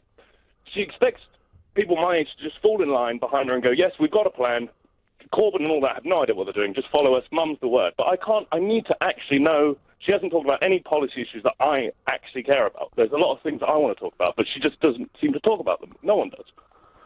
Well, I mean, she is talking about... OK, there are lots of issues that she is talking about, but, I mean, what's the one... Connor, had you had the chance to ask her a question, what would you have asked? I was typing a question to... the lines were busy, and she was only half an hour. I tried to get a question. What I was going to ask, on housing, actually, because everyone's sort of diving skin deep at the moment, what I want to know is... There's over 1 million houses that are empty in the UK at the moment. Both parties, Conservatives just said that they're going to have some new ideas on housing policy in building all these new houses. But what about these houses that are already empty, whether they be council houses or whatever? Those are empty, and even more amazingly, houses in Belgravia, these £1 million houses. I know. I went into the. Do you remember the Russian-owned one back in February? I went in there, and you see these giant derelict buildings that are completely empty in the centre of London, and it makes you go crazy. It's like, what is? There's homeless people on. Well, and there are investors from the Far East buying brand new flats, not bothering to put anyone in them, and just keeping empty flats for the sheer property investment in real estate. No, Connor, I get that. However, even with all the empty buildings, and even with the idea that actually, with boarded-up shops in many town centres, perhaps town centres could become places where people actually live again, because they're shopping out of town. Despite all of that, nobody, Connor, or at least not this Prime Minister, and I don't think the opposition leaders, nobody yet has really answered how they're going to solve the housing crisis. Connor, I thank you very much for your call. You're listening to the Nigel Farage Show, exclusively on LBC. It's 8:30, and Clive Ball's coming up at 9 with the Property Hour, but for me, until the top of the hour, for now, you've got me, Nigel Farage, reacting to Theresa May's interview with Nick Ferrari. The first time in this election campaign she has spoken directly to... yes, the general public. How about that? And we didn't hear strong and stable leadership, and we didn't hear coalition of chaos. Actually, we had an interview, half of which was about her as a person, what her makeup is, her background, her thoughts, her beliefs, how she sells herself in terms of her leadership qualities, and the rest on policy coming through phone calls from the general public, some of whom were dissatisfied with the state of public services, others who were concerned about immigration or Brexit. So over the next few weeks, all the other party leaders will come on too and get the same treatment. And the Twitterati are busy. Prepare to have Brexit watered down. Don't vote Tory until we know their plan. After all, the rhetoric, May is a Remainer, says Paul. So, Mrs May has over 100 cookbooks and enjoys a shoulder of slow-roasted lamb. What an insult to those using food banks, says Judith. I'm not so sure I buy that. Interestingly, there is a separate debate going on through social media. And Clara says on Twitter, is it not sexist to ask May the children career question? Because I never hear it being asked of male politicians. And I've got another one, an anonymous text. Can you tell me why male politicians never get asked about their childless state? Well, I guess there is a biological reason that this question gets asked, but actually, there are probably as many men in the country in relationships who haven't got children that perhaps would have wanted to. But you're right, I don't see a time when male politicians are going to get asked that question very soon. Well, Zane says, swinging my vote to the Conservatives, well done, Theresa May. Most of you enjoying the interview. Most of you thinking that it was good. Come on, Nige, concede the fact that she couldn't drop immigration that much while in the EU chains. Yes, I know, a point I made to her, week after week after week for 6 years. Why, Home Secretary May, are you pretending to the British public? Why are you standing for election telling us you will cut immigration when we have an open door to the European Union? Answer, there came none. But we were assured, don't worry though, because the non-EU bit will be cut substantially, and it wasn't. That's my point when it comes to immigration. And remember, this has been the biggest issue in British politics for the last few years. Every single poll asking people what's their main concern. Immigration's been at the top, and here we have a general election where effectively they're trying to bury it as an issue despite their record of failure. And as for the Labour manifesto, well, of course, it's all been read already, but it looks like the Labour manifesto is basically not even going to attempt to control immigration at all. Steve, in Burgess Hill, did you enjoy the interview? Yes, I did. Good. I thought she was excellent. Couple of points. Yep. One of your callers, Alan, he was going on about how the Tories, the public sector, haven't had a pay rise in 10 years. Yeah. Which I don't believe that the Tories were in power 10 years ago. That's very true, and there have been public sector pay rises, just not very big ones. Yes, and I also believe that when she talks about mental health in the Equalities Act, I believe that there's quite a bit more needs doing than just work as Equality Act within the health service. Yeah, I mean, mental health has been really put to the back of the queue, hasn't it, for a very, very long time, Steve? Well, I'm lucky because I've been in the mental health service now for a year. Yeah. But as I was saying to your producer, I've had more problems with the Department of Work and Pensions than anybody else. Have you? Yeah. Right. What, obstructionism or just bureaucracy not connecting or...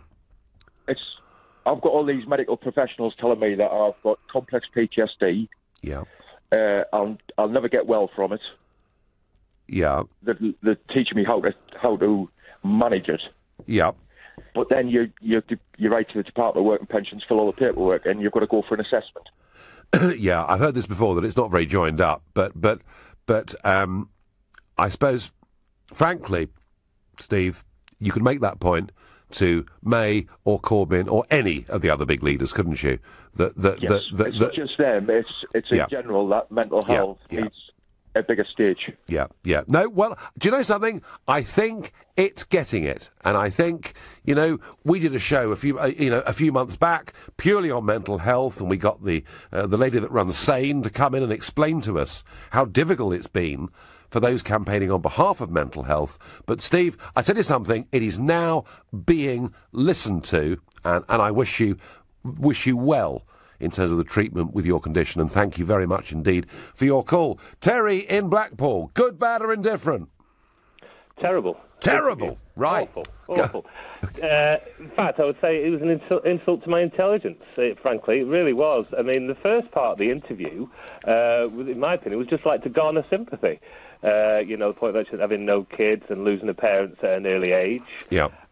Later on, a couple of good questions from people, but Farage never came back enough. He never kind of badgered her enough, like on the immigration question. The question was, why should we believe you after promises that have been made before? Okay. And she didn't answer that question. Ferrari should have got it, and he didn't. And you, Nigel, I've had some very difficult interviews, and I've seen them. Oh, so I certainly have, Terry. Of course you have, and we've seen that. What you wouldn't give for that interview? Eh? I mean, it was a stroll for her. And Ferrari, I've seen him before, and he's with some people. You know what I mean? He goes the extra mile, but he certainly didn't do that today.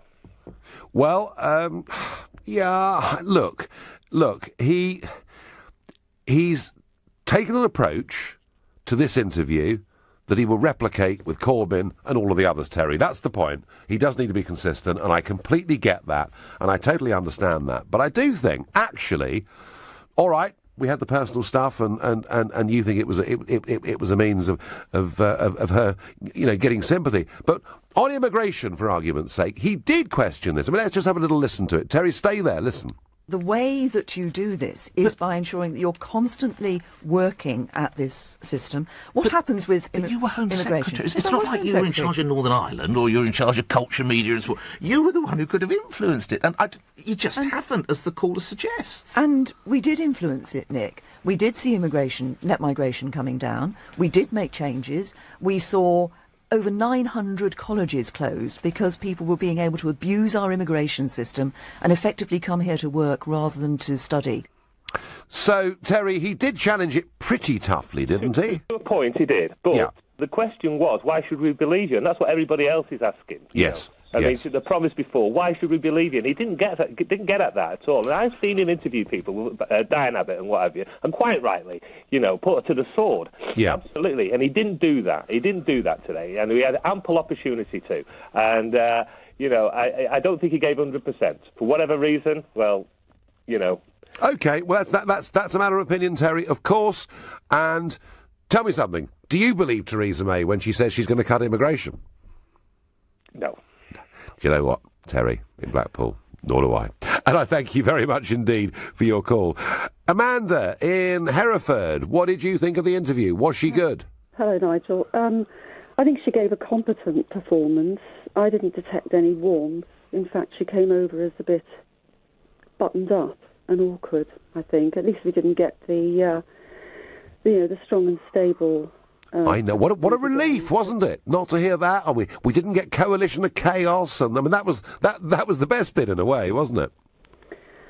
Yeah. I mean, I don't think the interview got to the kernel of things really, and it was all very well interesting. Very interesting hearing about her upbringing. I mean, she clearly didn't get the memo about St Francis of Assisi either, did she? But Amanda, when you say didn't get to the kernel of it, what do you think the kernel of it is with Theresa May's bid to win this election? She wasn't, but I think what I'm seeing is, I'm old enough to remember old Labour from the 70s. I don't see that in what Corbyn is offering, actually, but I can't remember a more vile collection of crooks, cheats and casuists as populate this current Conservative Party, and I think we're being manipulated. I think the knives are out for Corbyn because they all know that he'll start derailing their gravy trains, and they're determined to get rid of him. Well, Amanda, that may be true, and we'll come to Corbyn, of course, in time when he does this interview.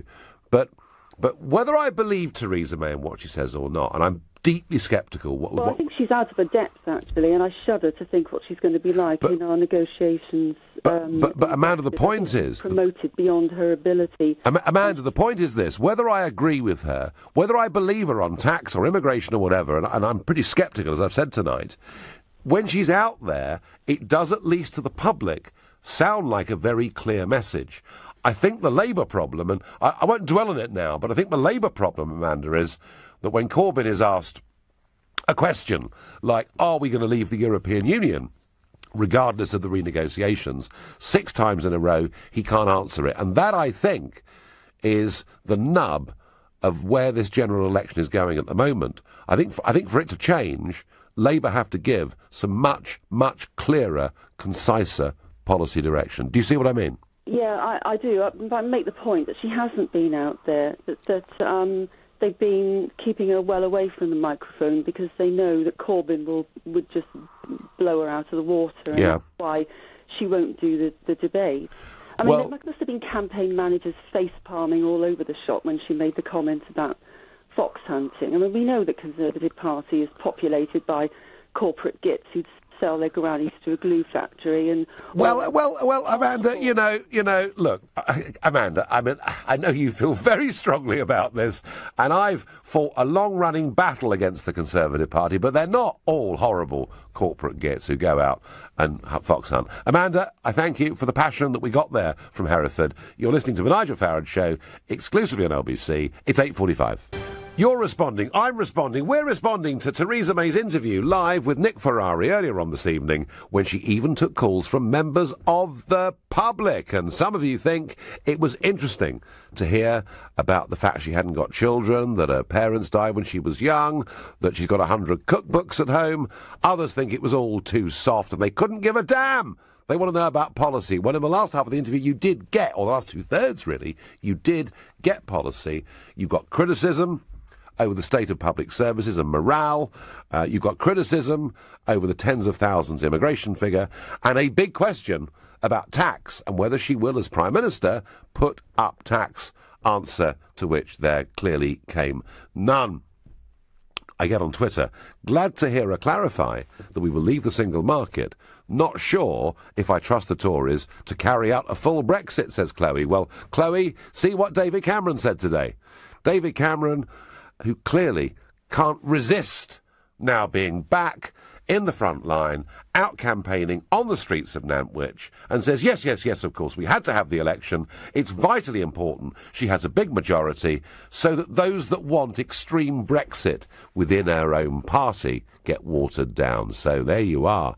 I have to say, it was the only time in the interview with Nick Ferrari where I saw Theresa May looking really discomforted, and she certainly, even if she does enjoy cooking, show roasted shoulder of lamb, won't be cooking it for David and Samantha any time soon. Lee in Bedford, good, bad or indifferent? How was the interview? Well, not too bad, not too good, but a bit in the middle. Right. But I really wanted to ask her, thank her for bringing up, to do with mental health. It's about time that was highlighted properly now. I think I think that is now happening, Lee, isn't it? And I think in the next few weeks there'll be a lot more talk. Nick Clegg did talk about mental health in the last general election, and I think this time round it's going to get a much higher profile. Yeah. I also wanted to ask her a question. Yeah. I saw yesterday on the internet, I don't know, I haven't seen it on the national or local news yet. There was a war veteran up in, I think it was York area yesterday. Yes. And Jeremy Corbyn was up there. Yes. And he wanted to ask Jeremy Corbyn about witch hunting veterans. Yes. With what's happened with the IRA and... Yeah, there is the case of this guy... He done a runner, and he was jeered because he wanted to know, and Labour activists were jeering him for wanting to know. I know. And the woman actually had a go at Labour activists, saying this man fought for this country for idiots basically like you were jeering him. You don't know what respect is, and you want people to vote for your party, basically. Yeah, it was a bad advert. Yeah, this is the case of the 75-year-old who has already twice been cleared of not behaving inappropriately in Northern Ireland back in the 1970s, who it appears is now for the third time under investigation and possibly trial. And yeah, I have to say the veteran, Corbyn's supporters, or some of Corbyn's supporters, really weren't very nice. Mind you, indeed, we had some people outside this building earlier who weren't really being very nice either. That's life, that's politics. Lee, who are you going to vote for, Lee? Well, I'm torn between UKIP and, obviously, Mrs May. So I want to see what their manifestos say first before I decide. Very good. Lee, excellent. Thank you for your call. Phil in Crystal Palace. Hi, Nigel. So, how does that interview look to you? So it's a tale of two interviews, really, isn't it? The first half looked to me like a repeat is that of the because one you're? show. Is that Crystal Palace? It sounds like you're a football commentator. A game of two halves. Go on. I'm actually a Chelsea fan, mate. But oh right, okay, yeah, but okay. Crystal Palace, Upper Norwood, you might call it, but it's South London anyway. Okay, yeah, and of course, the team look pretty safe, don't they? Crystal Palace should be staying up in the. I think they look far from safe, to be perfectly honest. Well, they're on lost one of their key players. They're on 38 points, aren't they? But yeah, they are. However, I did think we were here to talk about May's interview, go on. rather than Crystal Palace Football Club, or in fact Jeremy Corbyn, to be quite honest. Go on. But the entire interview was interesting in its whole. But the first half is a repeat of all the material that was covered on the One Show on Monday night, I think it was. Yeah. Apart from shoes, obviously, shoes clearly don't work well on radio, so. Yes. I'm just puzzled. Are these things that Mrs May is happy to talk about and wants to talk about? Half the programme taken up with talking about that, when clearly all the people that are ringing in are wanting to talk about real issues. They're wanting to talk about issues that are important to them personally, their financial issues, childcare issues, NHS issues, work issues, not cooking and childlessness and unfortunate bereavement, I'm afraid. It's really not what I'd expect half the programme to be taken up with, especially, as I say, when we've heard it all on the One Show this week on the One Show. Okay, Phil, you make that point very strongly. What about the show where the public did ask her questions? What did you make of that? I thought it was excellent, actually, and I was actually pleasantly surprised that Nick Ferrari. I do think he gave her a reasonably hard time, and I hoped it's commensurate with the other leaders when they come on. So, yeah, I thought it was very good, to be honest. It's what people want to talk about. Unfortunately, going on, we're still hearing more and more about her cooking, etc. But the issues raised by people were excellent. One of the things that does concern me, and I have family issues with mental health as well, so that's quite important. And I'm slightly puzzled at people praising Mrs May. One of your callers praised her for a Mind Centre, which is a charity outlet, not an NHS outlet. But this government, which Theresa May has served in for the last 7 years, has devastated NHS services, and the hardest cuts have fallen on mental health services. And yet, apparently, we're to praise Mrs May for her great stance on mental health. I know. Doesn't stack up. I know. Phil, with all of this stuff, it's very difficult for anyone to know what to believe, because the minister's asked the question, what about the cuts? The minister says spending's at an all-time high, and it's difficult for people actually to make their minds up on it. But Phil, I take your points about the interview. I understand what you're saying. There are others who would not have watched the One Show the other evening, who perhaps for the first time would have found out some things about Mrs May personally they hadn't known before. I don't know. James in Sutton Coldfield, you are the last caller of the evening. You've got 30 seconds to make your point, James. Hello, Nigel. Great to talk to you. Almost 1 year on from the Sutton Coldfield EU debate with Heseltine. I was there with Heseltine. I thought Heseltine wanted to throw me off the platform. It was so passionate. Nice and balanced interview. I think from a PR point of view, it's very good, because they've got to try and make her seem a bit less cold, a bit less unapproachable, because I think Tim Farron and Corbyn have got a little bit of an edge over on that so far, just in terms of being seen as approachable. It was just a shame that he couldn't have asked her about the Labour manifesto leak, just to see, just to test her being able to sort of comment dynamically on...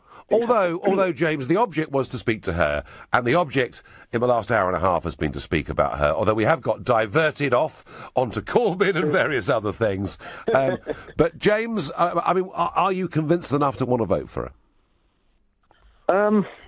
I'm afraid I'm not, to be honest. You're not. OK, James, listen, thank you. Thank you to all of you who've called in, texted in, tweeted in. A tweet here. Nick should have asked her how much she was paying Nigel Farage to work as her policy advisor, Lawrence Gardner. Well, she certainly does sound a bit like me on a lot of things that she's saying. And one of the reasons for the interview is for you to judge whether you believe what she said in answer to those questions about tax and immigration and everything else. So we've been taking your reactions to Prime Minister May, who earlier took part in the Leaders' Live debate exclusively here on LBC. And over the coming weeks, we'll hear from all the main party leaders battling for number 10. For Labour, Jeremy Corbyn. Tim Farron for the Lib Dems. Paul Nuttall for UKIP. I'm back on Monday evening from 7. Coming up at 10, it's Ian Collins. But up next, it's Clive Bull. Thank you very much. And it's the Property Hour coming up after the news with Direct Line Landlord Insurance. On the panel to answer your questions tonight, our regular expert Kate Faulkner from Property Checklists and Alan Milstein, Chairman of the Residential Property Surveyors Association.